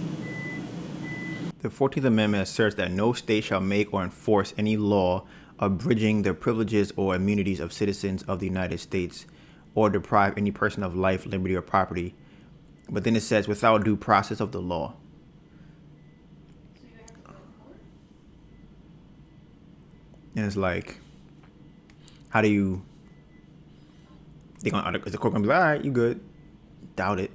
Yeah, and then I just read that the court just said, because they have a religious exemption, but I just read that won't be enough because, or it said it would most likely be dismissed because a compelling state interest may abridge religious freedom. So the compelling state interest would be, preventing an epidemic or a pandemic. It's kind of like, well, fuck your religious freedom. What made you think of the question of the safety versus? Because I definitely remember. I've heard that question before. Because I was thinking about it, and I'm like, the government is going to use your safety as an excuse to do whatever they want to you. And the more that they do that, the more that they try to make you safer, the less freedom that you have. Because they can't make you safe if you're free to do whatever you want to do. So you can only be free. You can only be safe if you're not free. Because pretty much, if I took you, right, and I said, Melissa, you have to stay in this room. You can't go out the house ever in your life. It's less likely you'll ever get hurt. That's what happens. So if I take away all your freedom, you can't get hurt. You have no freedom. You can't go outside, get hit by a car. I give you your food. You got a TV, but it's inside of a bubble, and you can't touch nothing else. I put you in one of them rooms with the mattresses on the wall, and put you in a straitjacket. Would I really be safe? I think I'd be insane at that point. But you'd be safe. You can't get hurt. What do you define hurt as? Whatever I think is hurt. I mean, I give you food. I put a TV in there. more food you give me. Like, so am I really safe? Are you really? Mm-hmm. So, and I think that that's the problem because nobody thinks about it like that. It's the safer you are, the less freedom you have. So which one do you want? Because the people want you, the people in control want to control you. But they can only use fear to do that because fear is what you do, is the reasons that you do what you do. Fear does not make you do anything. A person cannot make you do anything. They can tell you to be afraid and then you can be afraid, but you still choose to be afraid and then you still choose the actions that you take because you were afraid in the first place. So if they say it's for the better good of the world or the country, we have to have everybody get vaccinated. It's like, all right, everybody get vaccinated. It's for the better good of the world if everybody stays indoors. All right, we stay indoors. It's for the better good of the world if we have cops on every block. It's like, all right. It's for the better good of the world if we get rid of all of these types of people. It's like Genocide. It's people. I haven't done it, and I'm pretty sure this is exactly how it works. If you study the Holocaust, it's probably very similar to that. 100% how it works. Yeah. That is 100% how it works. Yes, they always say this: divide and conquer. You have to get people down to the smallest fraction of what they are to be able to get rid of them. So the more that I separate people, the easier it is for me to say, okay, y'all can't do this, y'all can't do that. Because honestly, I mean, if you think about it, maybe the All-Star game probably, but even still, not even. Media Day, maybe? I'm trying to think of a situation or scenario where all the top NBA players, it would be the All-Star game, but the majority of the league is all in one place at one time of the NBA. I can't think of a scenario where the NBA, for the majority of the players are in one area at one time. It's very unlikely that I've seen that.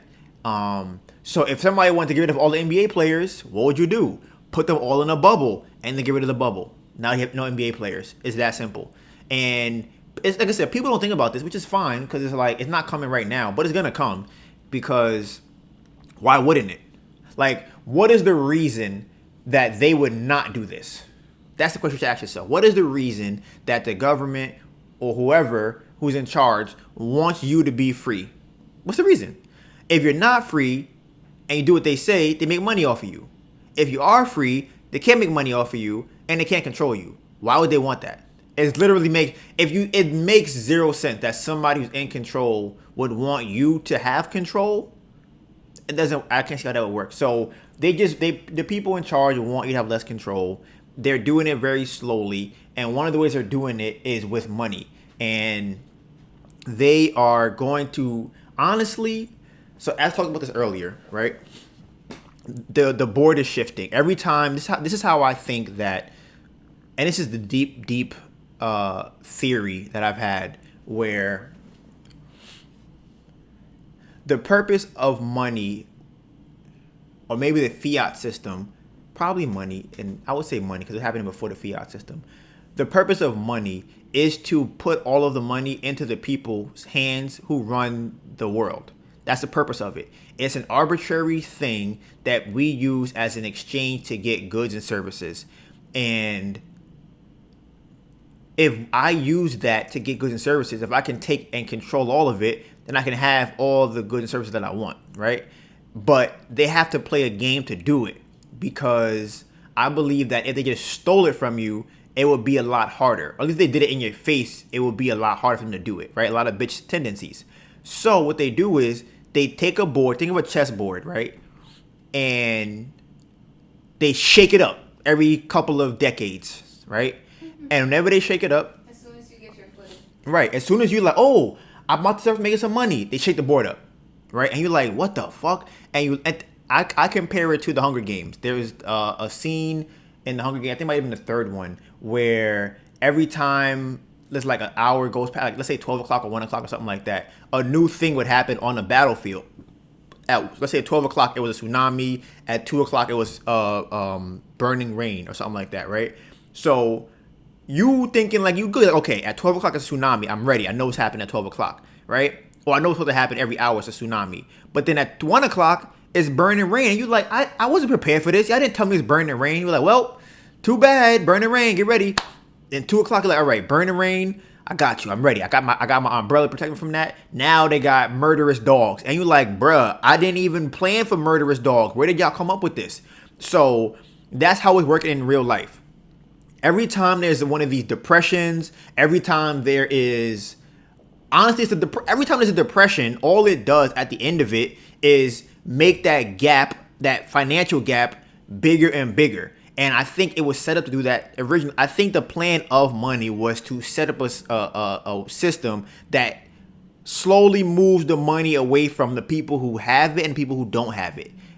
Because in situations like what's happening right now, if you are not investing your money into the right assets, when this is all over, you're gonna be poorer, right? The people, and I didn't even say you're gonna be poorer. I wouldn't even say that. The people who have the money will have more money.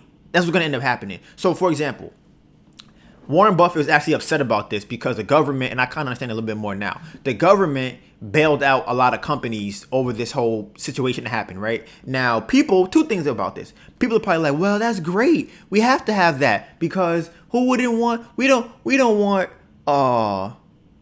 what's a good company you could think of, a top company? Target. We don't want Target to fail. I love shopping at Target. It's amazing, right? We're like, all right.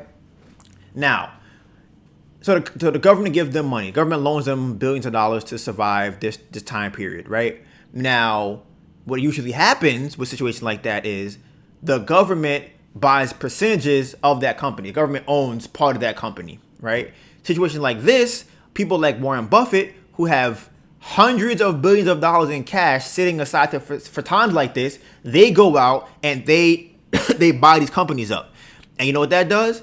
It moves the power and all the money more into the smaller section of people. So now people who have all of the hundreds of billions of dollars to go out and buy companies that are failing, they do that. But you know what you do?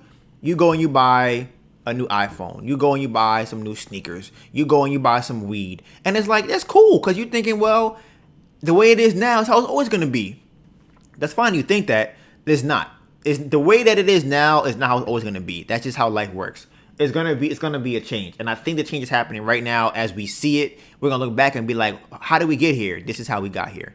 So actually, Warren Buffett was mad that the government bailed out a lot of companies because he wanted to use his money to go and bail them out, or not bail them out, but buy them. He's like, damn, now they still have enough money to survive, and I won't get my return on my investment if I pay for it or if I buy this company because the government gave them money. So now they are valued at a higher rate. Right? So, boom, like I said, the name of the game is keep changing it, keep shaking up the board.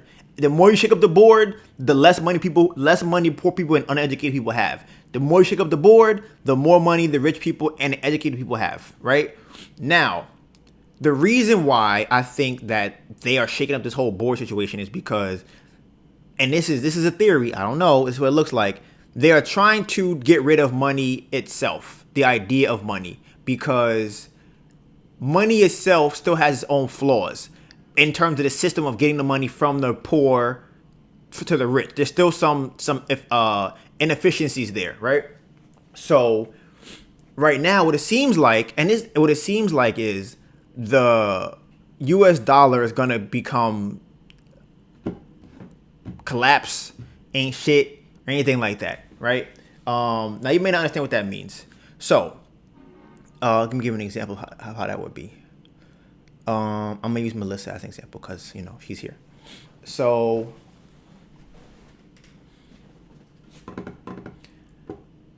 it's basic economics. I don't know if people know this or how it works, and they may find it out right now and I explain it, and they may not care because they feel like it's not going to affect me. It will. Your life's going to get a lot worse over the next couple of years. Your life will not, I can tell you right now, if you continue doing what you're doing today, and without the idea of your life getting worse in the next couple of years, it will 100% get worse in the next couple of years. Because, like I said, they're changing the game of how things are working. So, I believe that, U.S. dollars economics, right? Supply and demand. You heard about this before. You heard about GDP. You heard about inflation. I'm gonna give you a quick 5-minute course on this. All right, boom. Or maybe a little bit more than 5 minutes. Okay, so I'm gonna start off with China initially. I'm gonna start off with that as an example of what could possibly happen, right? So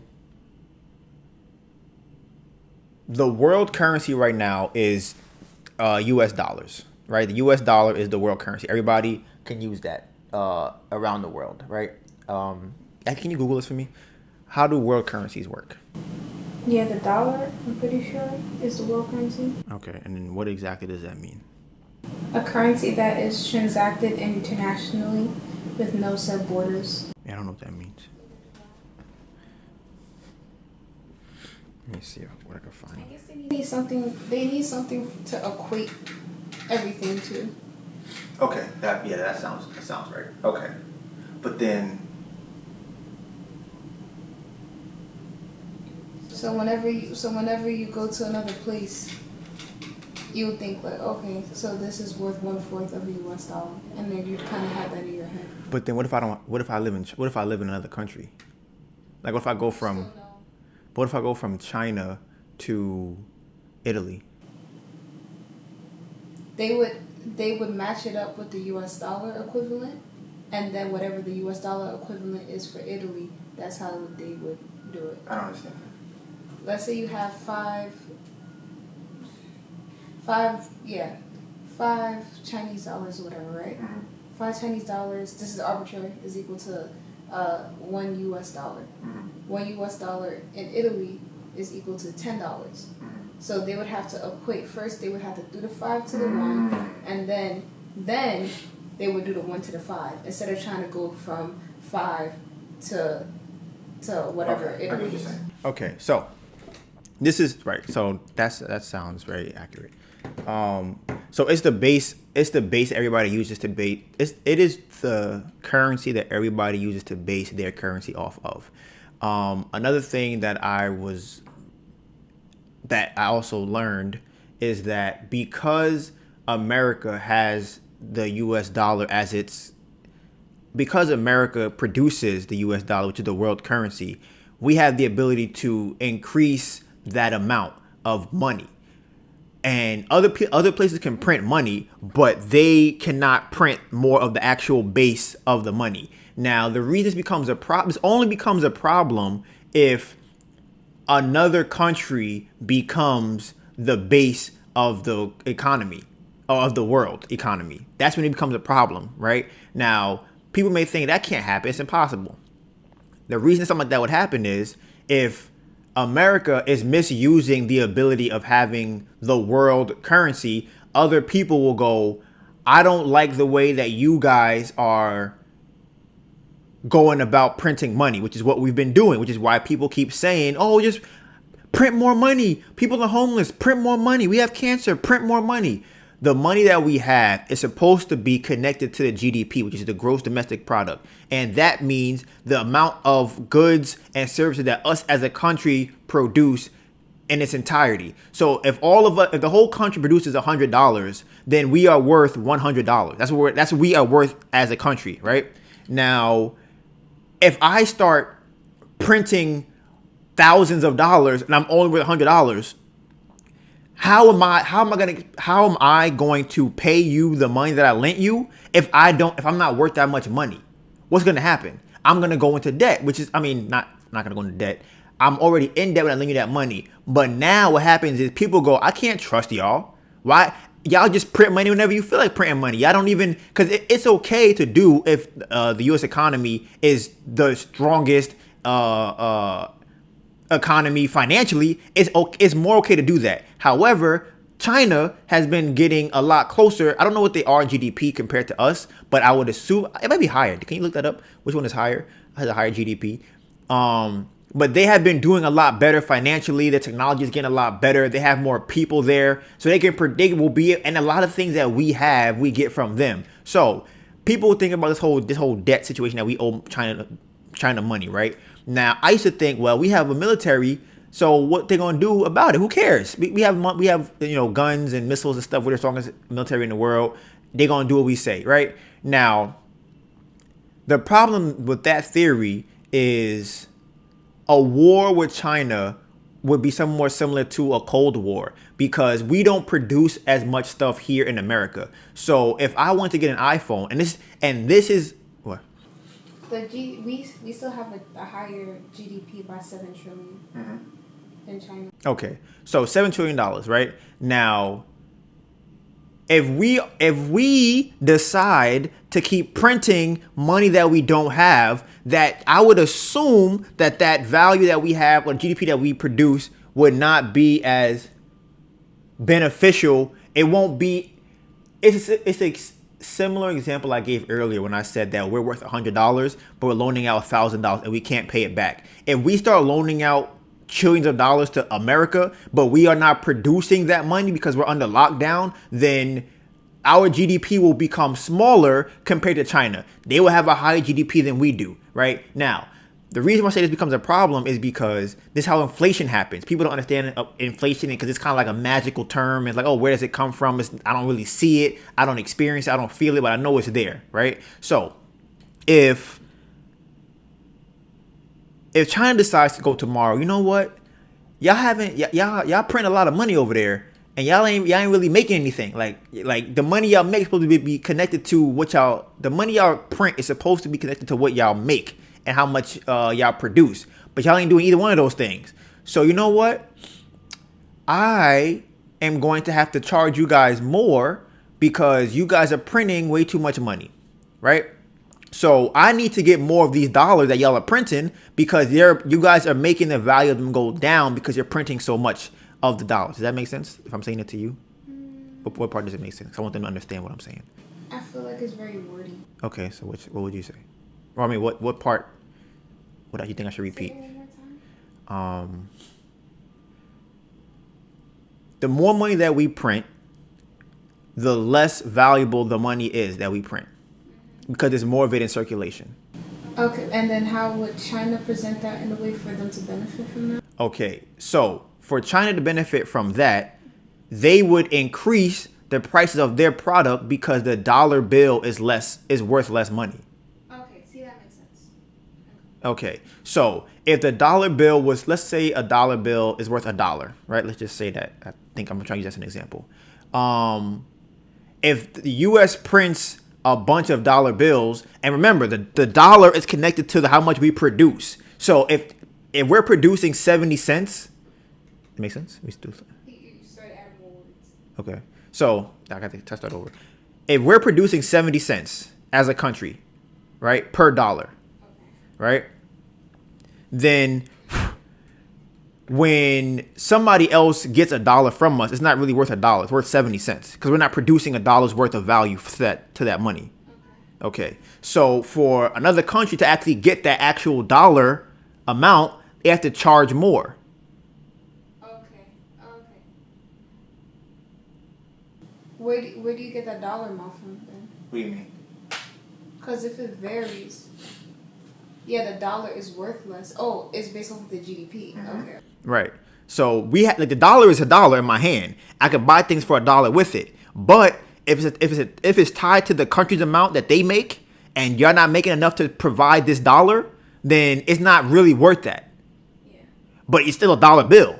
But when I go to buy when I go to buy a product from somewhere else, they're gonna say to me, well, yeah, I see it's $1, but y'all can't buy the same amount as a country because it's not really worth that. Yeah. So it's like, okay, so if I wanted to go to China and I have $100 bill, I want to buy something over there that is $100, quote unquote, that's supposed to be worth $100 and I hand them $100 and they check the GDP and it's like, well, that's actually worth $50. So instead, I have to give them I have to give them what, $150, $200, Something $150. Something around there. I would have to give them more money because it doesn't actually value what it says on the paper. Right. Okay. And that's how inflation would happen. So that's one way. And that's if they wanted to still do business with us, right? Now, I can't see them not do business with us. But the second possibility they could do is say, you know what? Y'all don't want to pay this debt? We won't export to you guys. Right? Second way inflation happens. So if they decide, you know what, y'all use a us for those iPhones y'all like, nah, we not doing that no more. We're not giving y'all iPhones for a good price. So let's just say now America had to now produce all of the phone parts here in America, right? The price is going to go up for multiple reasons. One, the labor laws are different. You have to pay people more money. They have to now go and make factories to produce all these new iPhone parts. They have to hire new people to produce the iPhone parts. They have to go and buy the parts at a higher price because they're all coming out of America. If we even have the products here, which we probably don't have those minerals here anyways to build those things, right? So because now China owns a lot of Africa too. So we're gonna get into that later, or probably not later, but another podcast. So and that's another way inflation will happen, because inflation comes from somebody having to raise the price of a product based off of what's happening economically. And the way the economy is going right now, us printing money without actually going to work is going to cause situations where the dollar becomes less valuable. Now, this is why I invest in Bitcoin, because I feel like that's what I choose. I don't know enough as far as the other currency, but that's the one that I know is worth the most. I believe. Can you look that up for me? Which cryptocurrency is worth the most? I believe it's Bitcoin. So, and think about that. Think about how crazy that is, right? To be able to buy one Bitcoin, you need almost $9,000, right? That's the equivalent. One Bitcoin is 9,000 regular US dollars. That's how inflation works, because the more that we print money that we don't have to print, is the more that we print money that we don't have the production to equate to, the less valuable that money becomes. And again, anybody has questions on this, please ask me the questions, because the more that I explain it, the more I talk about it, the better understanding I get of it. So you can comment below and say all things that are wrong. You could DM me about things you do or don't understand, or you can DM me or comment and tell me things that like I said, that I got completely wrong. Because the more that you tell me, I can learn more from it. It is Bitcoin. So, They're the most expensive. right. So Bitcoin is the most expensive currency right now. So I believe that that's going to be the reckoning for that's going to level a lot of companies, because nobody can just print more Bitcoin, and companies that need money won't be able to get it. Companies that are doing well financially won't need to get Bitcoin because they already have money that they're producing. They're already producing products that people are buying. It all comes down to how much value are you adding to the world. If you're not adding value, then the money is irrelevant, because people have gotten it fucked up for so long that people think, oh, well, this company is worth $20 billion. They got $500 billion. All of that's cool until something like this happens, until you realize, wait a minute, I need that money. Like, we don't have it. We don't have that money. Shit, he's in my nose. We don't have that money for you. So a company like Uber, let's say Uber has, and these are arbitrary numbers. Let's say Uber borrowed $2 billion or $5 billion, right? And it's fine because they're paying it off based off of all the Uber rides that are happening right now, right? But they're still operating at a loss. Everything is cool until the person that they borrowed the money from says, I need that money back right now. And they go, well, I don't have it. They go, okay, what can you give me for that? And they go, nothing. Well, give me the business. I don't want, well, give me the business. That's what you have to do. If you can't afford to pay off your loans, when the debt collectors come, they take in your assets, which will be the business. They will probably liquidate a lot of parts of the business to get money from the business. They'll own a percentage of it. And once things like this start happening, you'll start to realize, okay, it's better to have a business that actually is profitable and doing well and has a bright future than a business that just looks good, which is why, like I said earlier, I want to get more into investing. So, and understanding the financials of business and what makes an actual business a good business. And I think, like I said before, that Bitcoin is going to be the thing that equalizes the playing field for everybody, because right now the government has abused the ability to print money.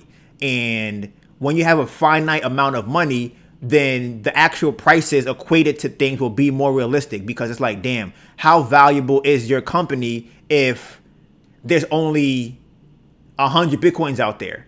Your company becomes either a lot more valuable or a lot less valuable, because now what would it be? Would it be a supply? Yeah, because I had this conversation with Melissa before about how I think Bitcoin is a reckoning for all of this stuff. And I talked about it slightly before in an older podcast, because... Okay, Melissa, how would you explain that it's gonna level of playing field, and then I can kind of go off of that. What time is it? Because you can't make more of it, and all the transactions are publicly recorded, I think. It's those two. I don't know if the second one really makes it more.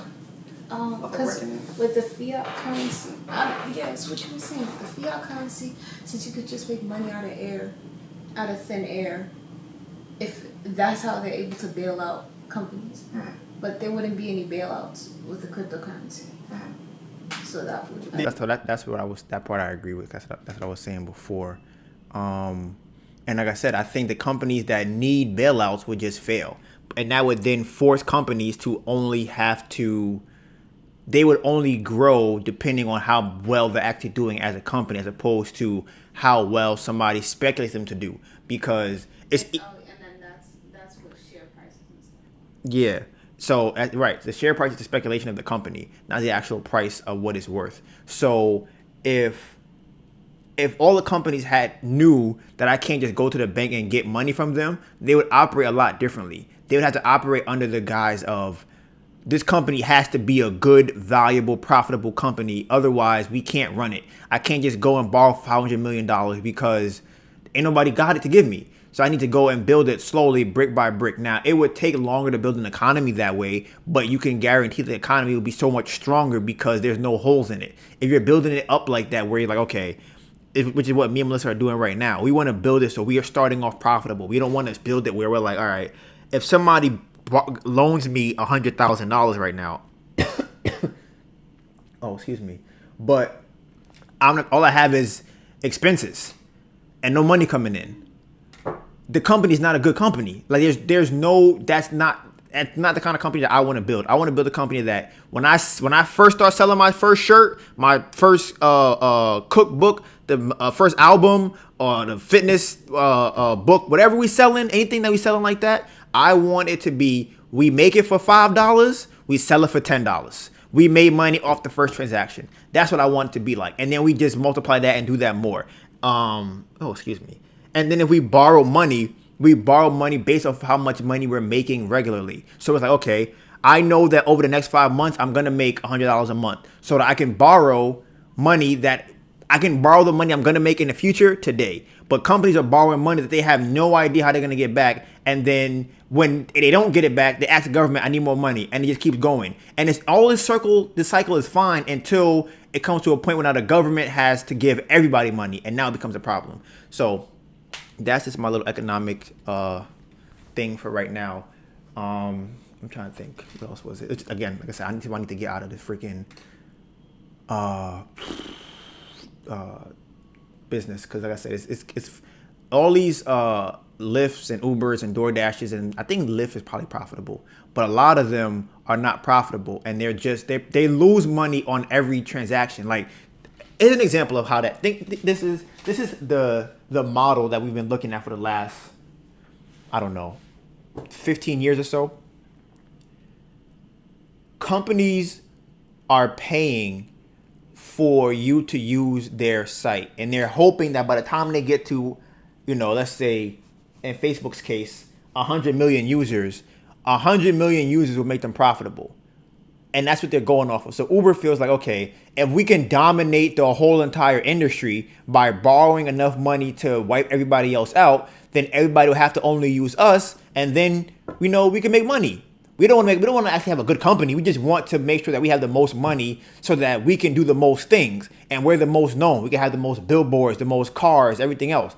But it's not an actual good company. It's just that we have the most money. And that's how Doordash and Caviar have been working. A lot of them that's what I was gonna say earlier. Think about this. If I make a t-shirt today for $20, right? And I sell to you for $15, and every shirt that I sell to you is $15. Every time I make a shirt, I lose money. Every single time I print a shirt and sell it, I lose money. That's what these companies are doing. A lot of times, a lot of the Uber rides you take are the companies lose. Every time you get an Uber, they lose money.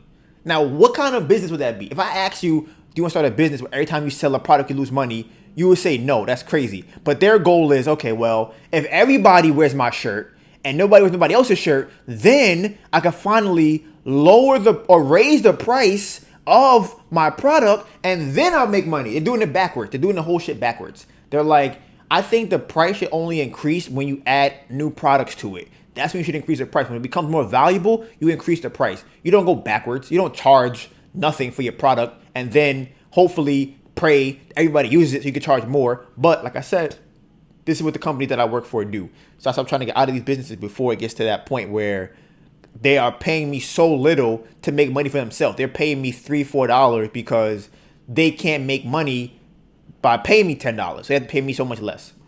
So that is that. Now, we're pretty much done. I listened to a Joe Rogan podcast recently, and a guy said he does not think there should be minimum wage. And I talked to you about this. So I think this is actually kind of crazy because it makes so much sense. But this is why lazy people wouldn't want this, and this is the problem with most people in America. So this is what he was saying. I'll tell you, Melissa. I'm trying to tell you, and then you tell me if you don't understand, so I can explain it to them. All right, boom. So minimum wage. Here we go. The guy was saying that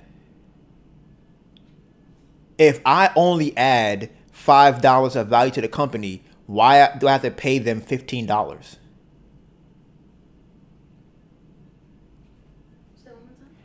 He was saying that some people only add $5 of value to the company, but I have to pay them $15 an hour. But they only add $5 an hour. Yeah, that's hilarious. So why am I overpaying them because the government told me to? They're not worth that much money. But how do you decide how much somebody's worth to the company? You do the math. How do you quantify that? You could do there's two things that he said. So it's another reckoning situation like Bitcoin. So he was saying that if you print, let's say, Melissa, you make a shirt, right? And you say, okay, my labor for my shirt is $10. And if the cost of the shirt was $6. So it's $16 for the shirt, right? When you sell the shirt, if somebody says to you, I'm not paying $16 for it, then your labor is not $10. Because nobody's buying it at that price. Okay. So the economy dictates what your labor is worth. So, and he was saying that this would force companies it would force people want to become more valuable and increase how much value they're worth. Because it's like now if you have a whole food company, then you'll make more money because you are providing to more people. He was also saying that people won't want to work for you. Because if I come to your store, to McDonald's, and you say pay me $3 an hour, and I got to flip burgers, I got to sweep the floor, I got to clean the bathroom, I got to clean the ceiling. How much you pay me? $3? I ain't working here. Yeah. They pay me $7. I go over there and make $7 an hour for less work. I'll do that. But when it's a minimum wage, it's like I can't even go anywhere else to get a different job because everywhere that I go, it's $15 for the job. That makes sense or no? I feel like it didn't make sense to me, so that's why I asked you if it makes sense.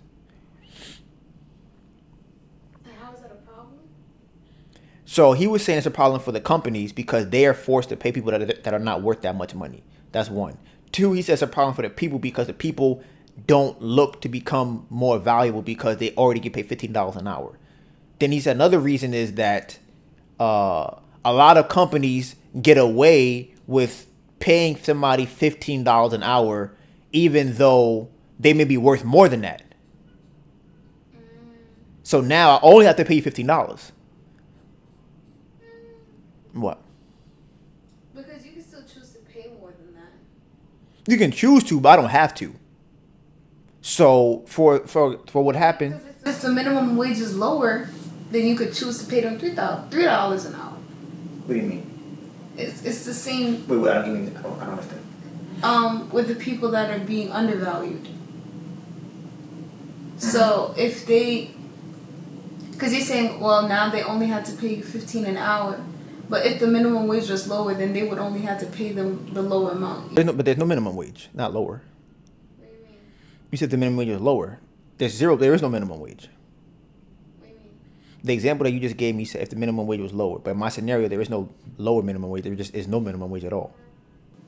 I thought the scenario was that the minimum wage was $15. Yeah, but you said if it's lower than that. Mm-hmm. But there is no lower. Why? Because in my scenario, there's no minimum wage. in the scenario of there not being a minimum wage. So there's two scenarios: the one we have now, and then a scenario where there is no minimum wage. And what happens if there's no minimum wage? Then the companies can pay you whatever they want to pay you, and you can choose to go to a different company that doesn't pay $15. But wouldn't there be like a higher influx, I guess, of people that want to do? She like stretched all the way out, and I rolled on her side. Cause so that's interesting. Cause I feel like that would cause a lot more competition for higher paying jobs, and then for the jobs that don't pay well, they would kind of have to be forced to raise how much they pay either way to get people to do the jobs. Exactly.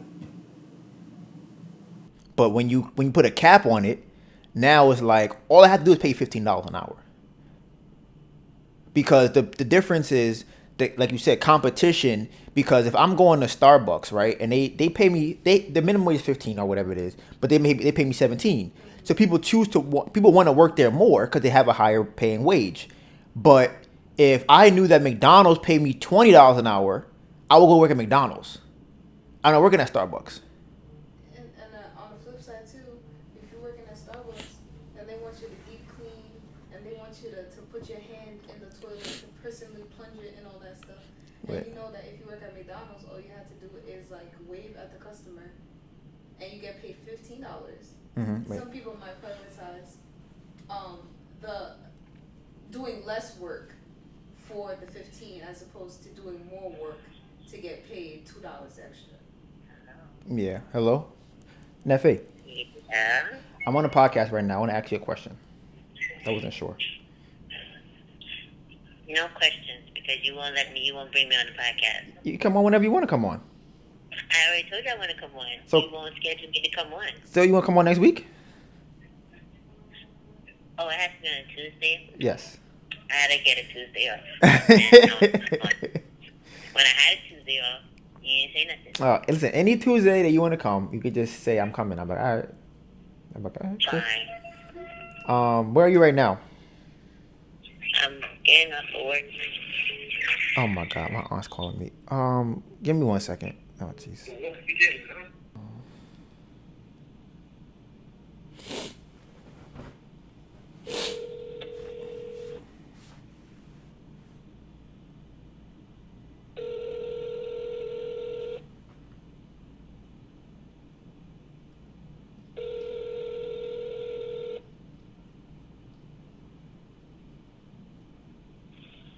Hello? Yes. Good morning. Good afternoon. How may I help you? Are you by yourself? Yes, I'm walking. I want to ask Am you. I being recorded? Oh my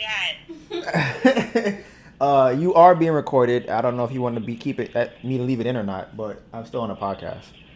So I did want to ask you though. Did you tell Erwin to come in the living room when we were there? Did I what? Did you suggest Erwin to come in the living room when we were at your house? No. Oh, you didn't do that? Okay. No. Oh, okay. Yeah. All right. So I'll talk to you later. Thank you. Bye. Have a great day. You too. Bye. Do you not feel satisfied with the ending of that conversation? You said what? Do you not feel satisfied with the outcome of that conversation? Do I not feel satisfied? Yeah. What do you mean? I don't know. I felt like you got really quiet, like pensive. So I'm wondering what you're thinking about. I don't think anything to be satisfied or not satisfied about. It's just, I'm like, all right, I wrote down what I want to talk to him about because I'm like, I was just thinking about why I don't like him. The main two things I know, I was going to let him know first off, I don't like you. I don't like you dating my sister. I don't want you to date my sister. And I don't think you stand up to your parents or your family enough. And I don't, whatever. So that's why I wanted to address that part. But then I was thinking about bringing up all the weird stuff that he does. He's gonna ask me, "What are you talking about?" And I'm gonna explain. He'll be like, "But that's not what you mean? You're being sensitive." And I'm like, "All right." Yeah, we got 10 more views on the podcast. So it's at 244. So 2 days ago, it was at 206. We got 20 views in 2 days. Oh, we talked about the minimum wage thing. That's what we're talking about. I was saying that a company now, if you remove the minimum wage, a company has to compete for the employees. And that's a benefit of having no minimum wage, because a company doesn't pay you well enough. Because imagine if you think about this, $15 an hour is not enough. So they offered that to you, you wouldn't work there. But I can't go nowhere else and get more. Like, I can't go another job and get somewhere else. I can't go to another place and get more because this is the minimum wage. Yes, you can though. Not really. Because like if I go from Burger King to Starbucks, I'm getting paid $15 an hour. They're not. Okay. Starbucks pays a bit more. It's not a huge jump. But you have to be more qualified for Starbucks. How? I feel like they don't hire the same amount of people that Burger King would hire. The same type of people. Not necessarily. Okay, so are you saying that you believe that Starbucks hires the same people that Burger King and McDonald's hires? It's not impossible. I'm not Not saying impossible. Is it? I'm saying that it's not unlikely, because I know, like, example. So they might demote you, maybe. So like if you're like a Burger King supervisor or a key person or something like that. No. Is it harder to get a job at Starbucks or Burger King? That's what I'm saying. That's not what you were saying. You were saying that they wouldn't take the same person from Burger King to work at Starbucks. No, they would take the same person, not that's already working at Burger King. I thought that's what you meant. No. With the person that's applying for both jobs, is he more likely to get a job at Starbucks or Burger King? It depends on the person. The average person. Which one do you think? Okay. Which one do you think is harder to get a job at? Burger King or Starbucks? Starbucks. That's my point. That's what I'm saying. Same thing with Apple. I mean, I guess. That's what I'm saying. So Because I don't actually think it's that hard. okay. That's not Do you think it's harder to get a job at Apple or Starbucks? No. It's definitely. I was gonna say some bullshit right now. I was gonna be like, it's not that hard. All you have to do. You got recommended. Exactly. I had to remember that. I had to fight tooth and nail. I had to flirt with a random guy at a Starbucks to then get my job at Starbucks. Like, I had to be like, you trying to recommend me? To get, yeah. How many people do you know at your job that got their job without being recommended? I don't think I know a single one. So I feel like I can bring it. I can pull it up. I had an Excel sheet of the amount of Starbucks that I applied to. I called them. I tried to follow up with them in person. I could not get through to anyone. As soon as I had the recommendation, I got hired within the week. that's what I'm getting at. So they pay more, right? Because they have a certain kind of person that works there. It's like a cult. So if there was no minimum wage, a company that makes a lot of money, let's say like Apple, right? They can pay you $25 an hour. Or they would have to pay you that, because otherwise nobody would work for a less than living wage, and they don't have to. Because I have no choice, that's what I work for. And the company only has to pay me $15 an hour. Once they give me their little coins, like, all right, I gave $15 an hour, you're good. And the government's like, all right, $15 are good. But it's like, you can't live off of that. But it wasn't always $15 an hour. What do you mean? Like, what is the overall thing that you're saying? That it would be better to not have a minimum wage. Because for multiple reasons. So I gave you some of them. But okay.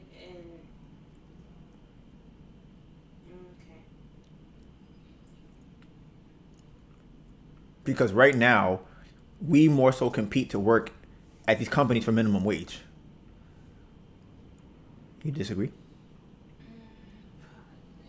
Probably. Probably what?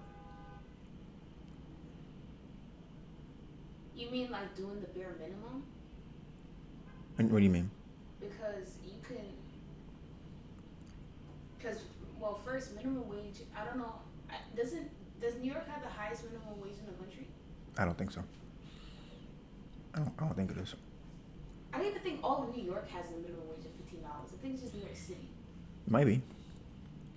Because I'm wondering how does that work in relation to the state that it's in, like in relation to the price that it costs? Because our minimum wage being $15, is it really like, how to explain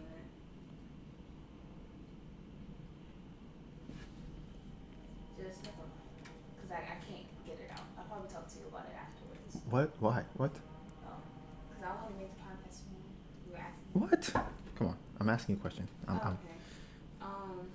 Because I don't think the whole state has the minimum wage of $15. Okay.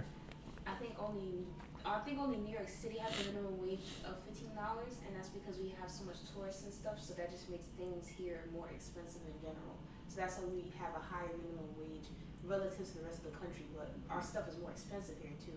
So I don't know how much our minimum wage actually correlates to the amount of the products being sold here as opposed to the rest of the country. Because if the percentages match up, there's not really a difference. But I don't know why you're saying this. Because I don't really think the price of the minimum wage really matters that much. Because if you don't, because I'm like, is $15 an hour really enough? And that just became the minimum wage, because minimum wage before then, because I remember I was working at Modell's and I was getting paid like $9 an hour, $10 an hour before then. Hmm? So it's kind of like, that wasn't enough back then either. Right. So if the minimum wage isn't enough to cover living expenses, Mm-hmm.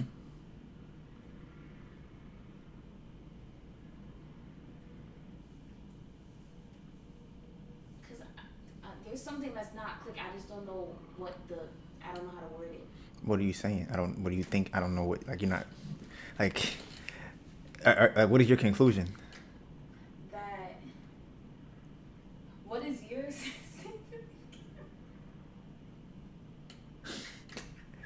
Oh my God. Okay. Do you think there should be a minimum wage? Do I think it should be a minimum wage? Sure. Why? Because that way you can't get paid less than that. So people can still pay you more than that, but you can't get paid less than that. Okay. Would you work at a job that paid you $5 an hour? No. Okay. So would it behoove a company to pay you $5 an hour if nobody wants to work $5 an hour? Mm-hmm. What? Yeah. But who is what? Would it be better for them to pay you $5 an hour? Right. So they have to raise the amount of money that they pay you because nobody wants to work for $5 an hour. Mm-hmm. So I'm assuming it'll be the same thing with $15 an hour because I can't live off $15 an hour. But the government says all I have to do is pay you $15, and I know if you go over there, they're gonna pay the same amount because the minimum wage is $15 everywhere you go. But what if they all decide to pay people lower? Nobody's gonna work there. Like nowhere? Who wants to work $5 an hour? But what if everyone's paying $5 an hour? And that's the Who price? wants to work there? Nowhere, but what if that's all they have? So if you want an employee, if you're an employer, what would you do if you want employees? But I'm saying that if everyone is paying $5 an hour, Mm-hmm. where else would you go to?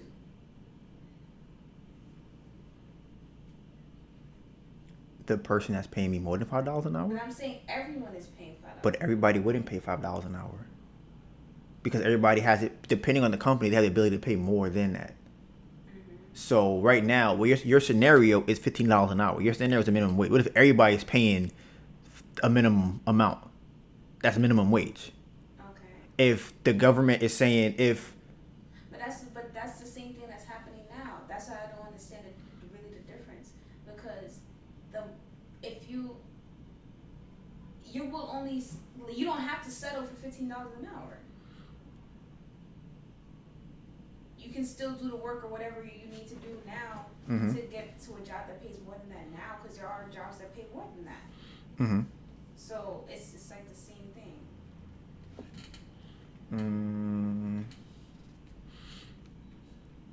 I get what you're saying in that respect. Is that I can still make more if I go somewhere else if they pay me more.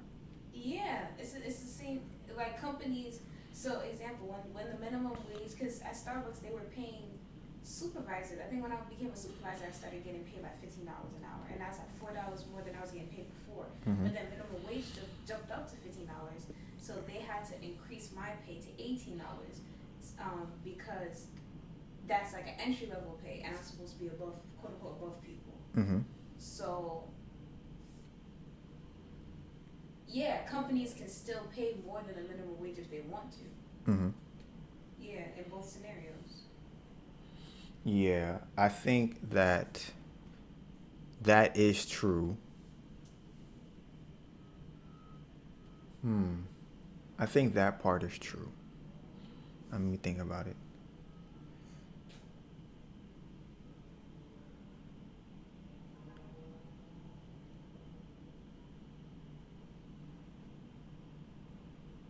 Because then with the minimum wage, you can't get paid lower than that. So they can't like, whereas in, like I can see how it's problematic for the companies. Now you're not getting paid your worth. You're not paying based off of how much you value the people to be worth. But then again, I don't know how these companies value their employees. Because yeah, I was working at Starbucks, and when you think of Starbucks, you just think of someone pouring coffee. But that's not the only thing that I did. It's also the customer service. It's also a lot of cleaning tasks. We didn't have a janitor in our Starbucks. Since we're already getting paid the amount that we're getting paid, so we're the ones that had to do. Pest control and clean the bathrooms and take the trash out. We do all of that stuff. In addition to taking care of customers, in addition to being understaffed. So yeah, you're paying me $15, $16 an hour, but you want me to do it. It's like you gave me that amount and want me to take care of put the whole store on my back at the same time. Yeah. So I'm thinking about what he was talking about, and I think that his main issue is that on a national scale, having a minimum wage is bad because it forces people. Excuse me. It allows people who are not valuable to get paid more than they're worth. And I remember he was talking also about how it would force people to go out and become more valuable by getting more skills, like becoming a mechanic or becoming whatever else you might want to do. Because similar to what you said, if everybody, because I'm pretty sure the minimum wage came into effect because of monopolies. And so they were like, well, if everybody, which is similar to what you, in your example, if everybody's paying $5 an hour, then where am I going to go to get paid more than that? So a monopoly, like if you work at, let's say Amazon buys Uber and buys a bunch of other companies, and you're like, well, they want to pay $6 an hour, $5 an hour now, you can't really get a job nowhere else because they own everything. But then again, that would force you to get a skill. And he was saying that those jobs that are like that should only be for people who are like in high school and like early college. He was saying that those jobs are not supposed to be a job that you would be in when you're 25, 30, 35, 40, that 50, whatever. He said those jobs are not for those kind of people. And he was saying that it allows people to stay there because they don't have to they don't have to go anywhere else. So that's another thing that he was saying too, is that it also it allows people to not have to work harder. So what do you think? To not have to like gain a skill, because it's like, I mean, but it depends, because if you're not able to live off of the $15, then you have to. Well, you're either gonna find a way to live off of it, or you're gonna have to increase your value either way.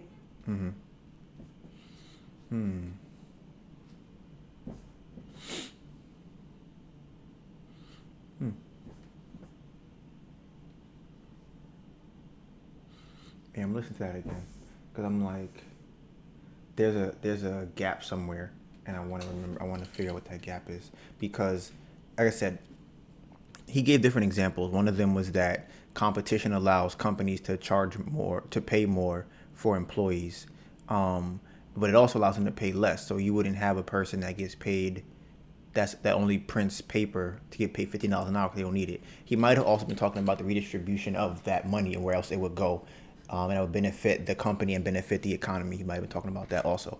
So I'm listening to that part again. But I'm all for being self-sufficient, and I think that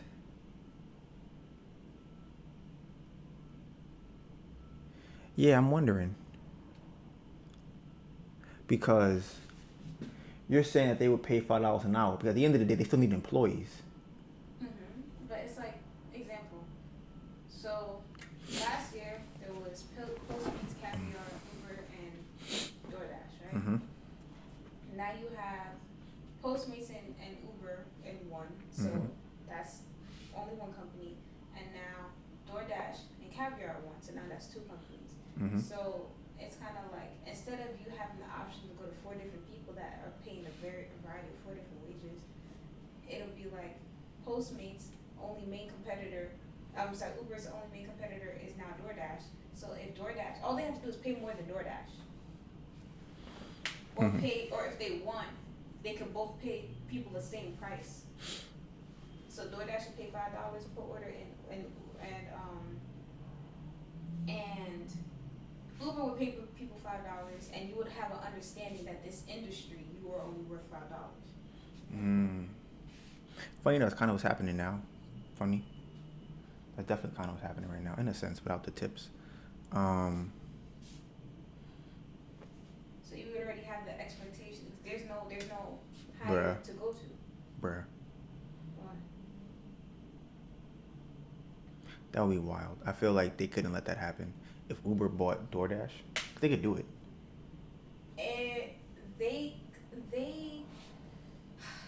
Because I was thinking about this yesterday too, and I'm like, that only works. There would. And it's Grubhub too. It's another one. That's what I'm saying. As long as it's not just. Before you finish, they bought Seamless, and they used to be a Seamless and a Grubhub, but Grubhub bought Seamless. But yeah, I'm listening. As long as there isn't just one. Everything is fair unless there isn't just one. Apparently, I think that's what the rule is. I feel like it's the market share, like how much of it you own. Because you could have 100, but if I own 90, if all 99% of the business comes through me, that's a monopoly. So. I'm pretty sure. I don't think so. There was never a time when there was only one company. What do you mean? There was never a time, even yes, with no. Yes. No. Because isn't that what happened with Carnegie and the steel company? They didn't. And then he profited off of them breaking up the companies. He did, but he had majority of the shares in all of them. Right, but that's before that. He wasn't the only oil company. Yes, he bought up all of them. That's not, and it's not oil. That's what I'm saying. That's Rockefeller, right? Yeah, he bought up. Like there were still people doing it, but they were not making, and the amount of money they were making was nothing compared to what he was doing. So they don't really have a voice in it. Like it wasn't like there's only this Steel Carnegie. They had other ones, but they were just, because I'm like, if I start a company tomorrow for food delivery, right, and then there's Uber, it's like, do I really have a market share in that? So if they decide that they want to charge $3 an hour or $3 a job, or whatever, and I'm like, I'm gonna pay. You mean how much control they have over the total market? Yeah, right. How much of the business runs through them? Because they make all the decisions. So now, if they want to say, if they decided to tell the restaurants, we are going to charge you guys 75% of all the orders, where are they gonna go? They come to me? I only got 2 delivery guys. So now you have to, whatever they say, you gotta pay. So it's a bunch of me's, but it wasn't enough for them. Like you said, it wasn't enough for them to go to somebody else. So I can go from DoorDash to Uber, but it don't make sense for me to go from Uber to John's deliveries guy who delivers like scissors or some shit. Like it don't make sense to do that because I'm not gonna get paid any money. So that's. I thought you were talking about how much. I thought you were talking about the stakes, the amount of shares that they had in the company. The market share they have in the whole market. Yeah, in the entire market. Yeah, they have. I don't know if 51. Probably higher than that. Probably like 70 or 80 or some shit. But so if that would have happened, either way, I'm trying to avoid being in that kind of situation. But I think that would be crazy if they bought them. But I think that would be a monopoly. I don't think they could buy them. Because I'd be like Uber buying Lyft, and I don't think that could happen. Because they don't even let freaking telephone companies do that. Like, after a certain amount of time, you can't just be like, all right, I'm going to buy all the other shits. AT&T going to buy Sprint and T-Mobile and Verizon. I feel like they've been merging a lot. I feel like They been a ha- lot of mergers recently. They have been merging, but I don't think it'll be like one. It can't be one. Right, that's what I'm saying. But I'm like, two. But that's Yeah, what I'm could it be saying. two? That's what I'm saying. If there's only two, it Let me doesn't. think. Yeah, I'm trying to think who. I feel like two is still problematic. Oh yeah, for sure. But the thing is, like, I'm trying to think of other delivery companies that they have. I know there's those three. Which other one? I mean, they have more. Like what? Whole Foods. That's not the same thing. It's not. Yeah, I'm thinking. Unless Amazon decided to get into that business. They used to be. They got Grubhub. They got Doordash. They got Uber. I was gonna say Postmates. You can't even say another one. What's another Yeah, I'm one? thinking. They just got bought up. All of them. There's another one. They bought it. There's another one that's. I'll check my apps. There might be like a little baby app that maybe just came out, but I feel like I can't think, but that's really crazy. When I first started, they were everywhere. Now there's 2, 3. That's crazy. Even when I started, Siemens wasn't even merged with Grubhub yet. That's wild. And then you have to think about whether or not it's that's hilarious. They have a marijuana delivery app for legal cannabis, I guess. Mm-hmm. Anyways, what was I gonna say? Something. Oh, a lot of these apps that they have under delivery, I didn't even put food delivery. Maybe that's my fault. Like that, I'm talking about not including groceries. I'm talking about just like literally restaurant to consumer. Mm-hmm. And it's literally Right. they say Grubhub, Doordash, Postmates, which just got acquired by Uber. So give it a year and we'll see if they're still Postmates. Caviar isn't even on here for me to see. So yeah. Oh, the delivery.com. I don't know what they get down with. But that looks like groceries. Nah, not really. I don't know what they did. It's more than groceries, but I know they used to deliver alcohol. It was like the Oh, okay, they do restaurants too. Yeah. Order laundry, Liquor Eats. That's interesting. But yeah, there's only like 4. Yeah, that's bad. That's terrible. Like, it's time to get it the fuck out. When we start getting shit like that, because like we just talked about, it's gonna be a time. It's smaller and smaller, and I think legislation only really comes in when it's 1. I feel like 2 is up there. I But feel I don't know when they step in. Cause Maybe they haven't looked at it yet. It's not a monopoly. Because it's like, what about Uber and Lyft? Yeah. It's 2. That's what I'm saying. It's 2. You need 2. That's funny. I'm gonna look into that. I'm gonna look into Monopoly stuff then. Okay, so that's that. I'm gonna in this podcast. Can you look up 5 fallacies and tell me what they are? I'm gonna read them, and then we're gonna be finito, finesto, done, dollar. I got 10 view, 244 plays on the podcast on the streaming platforms. The last time I posted was 4 days ago. I was at 206. That's almost 50 views in 2 days. We started off, I posted, I wasn't getting no views at all. No listens. Now we out here 244 plays. The last one with the commentary on the conversation got 6 plays. And the bonus episode got 5 plays. The episode with Hadassah got 30 plays. The one after that got 15. Why I Stopped Watching Graham Stephan got 26. The highest one is episode 11. So I don't know if people fucking with that one a lot. People fucking with episode 11. But I don't know why nobody listened to episode 2, 3, and 4. Y'all don't like the episodes? I don't understand. Does it matter which fallacies it is? Nope. I'll do straw man one. Okay, first of all, I'm gonna start with the straw man fallacy. I want people to go and look these things up so you can understand how people are trying to manipulate you in conversation. Boom. Number one, the straw man fallacy. This fallacy occurs when your opponent oversimplifies or misrepresents your argument, i.e., setting up a straw man to make it easier to attack or refute.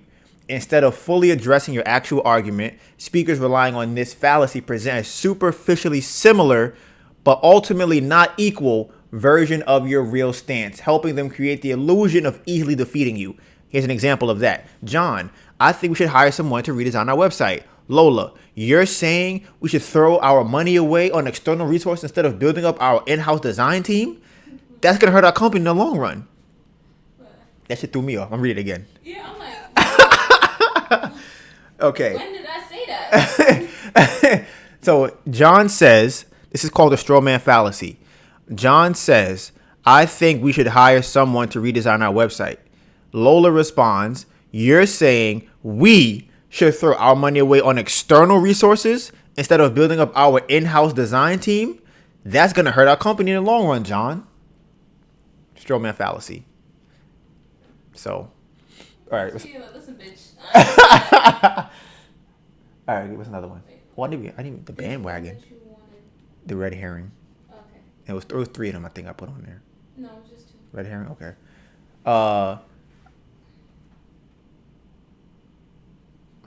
Interesting. I feel like this is, this one seems, okay.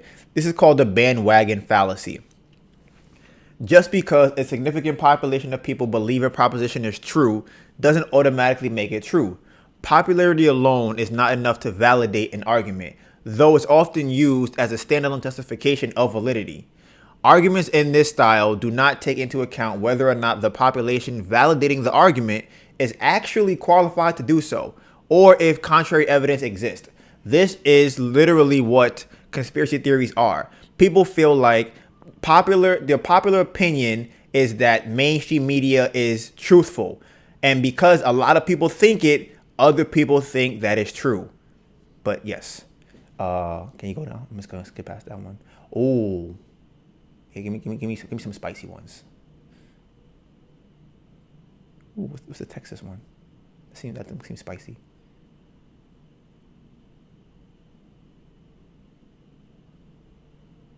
The fallacy? Okay, you wanna try that one? Read that one. The fallacy? Yeah, this is the third one. This is called the fallacy.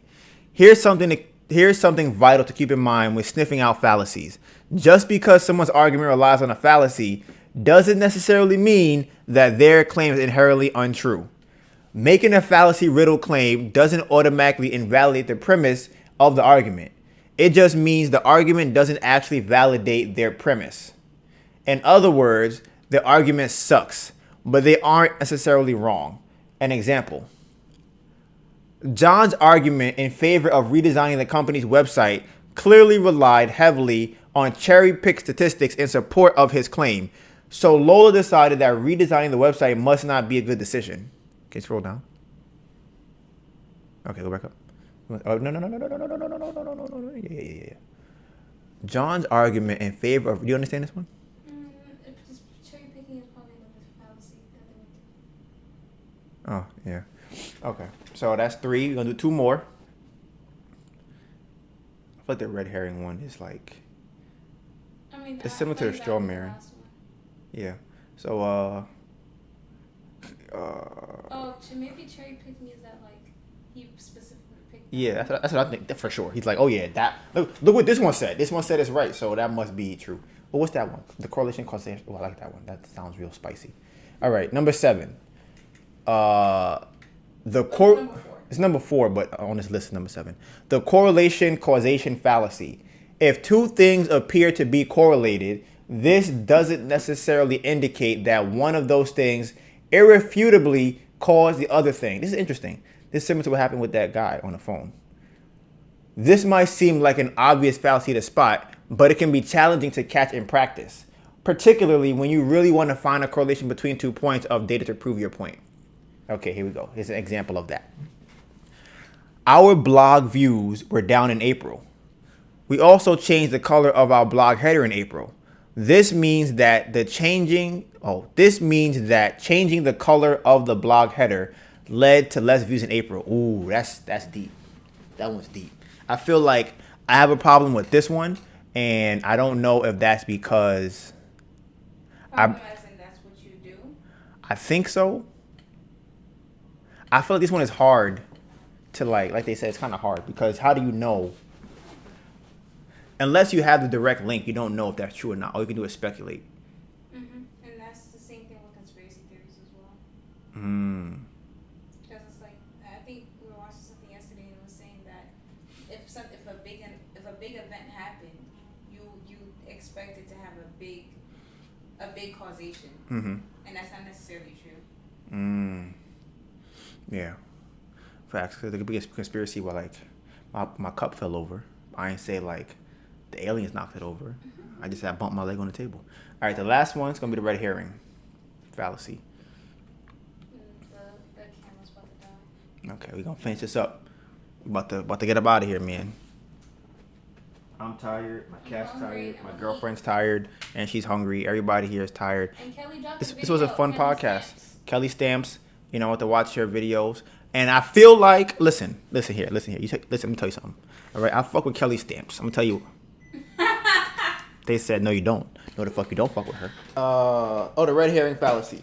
This fallacy consists in diverting attention from the real issue by focusing instead on the issue having only a surface relevance to the first. See how I just did that right now? The red herring fallacy I just did on Melissa? Because she wiped it down before I wiped it down, I don't even know if this is true or not, but I'm going to say it again. The red herring fallacy. This fallacy consists in diverting attention from the real issue, which is Melissa making a mess on the table, by focusing instead on an issue having only a surface relevance to the first. So here's an example. Son says this. Wow, Dad, it is really hard to make a living on my salary. Father said, consider yourself lucky. Why, when I was your age, I only made $40 a week. Bro, that's so true. That don't even make no fucking sense. What the fuck that got to do with me? Talking about, listen, back in my day, this is not your day. Red herring. I'm just start yelling that shit out. I'm gonna do number 2, and then I'm gonna get back to Kelly real quick, and then I'm gonna do a thing. Senator Clark says, why are you not willing to support the anti-abortion amendment? Don't you have any feelings at all for the unborn children whose lives are being indiscriminately blotted out? My man, Senator Rich, responded with, I just don't understand why you people who get so worked up about lives being blotted out by abortion don't have the same feelings about the thousands of lives that are blotted out every year by the indiscriminate use of handguns. It is not the issue of sanctity of human life involved in both. Why have you not supported us in our efforts at gun control legislation? Ooh, that was a. I'm about to use that. Spicy one. I'm about to use that one. Because that one, there's truth in what he's saying. Yeah. It's just not complete. It's not relevant to what I'm saying. Yeah, I'm not talking about that. Yeah, we're talking about abortions. We're not talking Woo! That's what I'm talking about. I like that. Listen, guys. What? What does a fallacy mean? Like, what is the definition of I mean, bitches be lying. That's what it means. So, Kelly Stamps. Like I said, I fuck with her. I fuck with her content. She moved to New York. I do feel like, though, her content is going to fall off. Only because, unless she starts doing something new, because right now it seems like her content is going to be centered around 2 things. How she got to where she is, and vlogs of her going to do nothing really.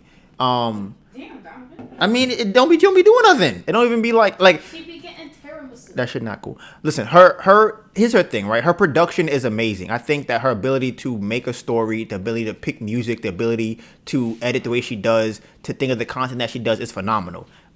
Hands down, amazing, right? But I think that the problem with that kind of content is that it becomes stressful because it's not based off your actual life. So you're waking up every day to try and figure out what can I post, what can I do today to get content from my channel, as opposed to doing stuff that's exciting. So both scenarios, because I want to have a situation where me and Melissa are doing things that are exciting, and then the production on top of it is also great. But because, like I said, Kelly is blowing the fuck up. So, and I seen her. I saw her at one time. And that's what I think about her content. And right now she posted a video. It said something about money in the thumbnail, so I'm gonna see if it's really about money or not. I'm gonna watch it though. It definitely don't have to do with Right. Sometimes she knows what she's doing. She knows how to get people to watch her videos, and that could be the game. However, I think in the long run, it doesn't really work out that way. I don't know. I'm not rich. She has probably 350,000 subscribers now. She had like 1,000 at last December, or 2,000 last December, something like that. So she's clearly doing her thing, and I'm not doing what she's doing. So we're gonna see what happens. You bring your titties out.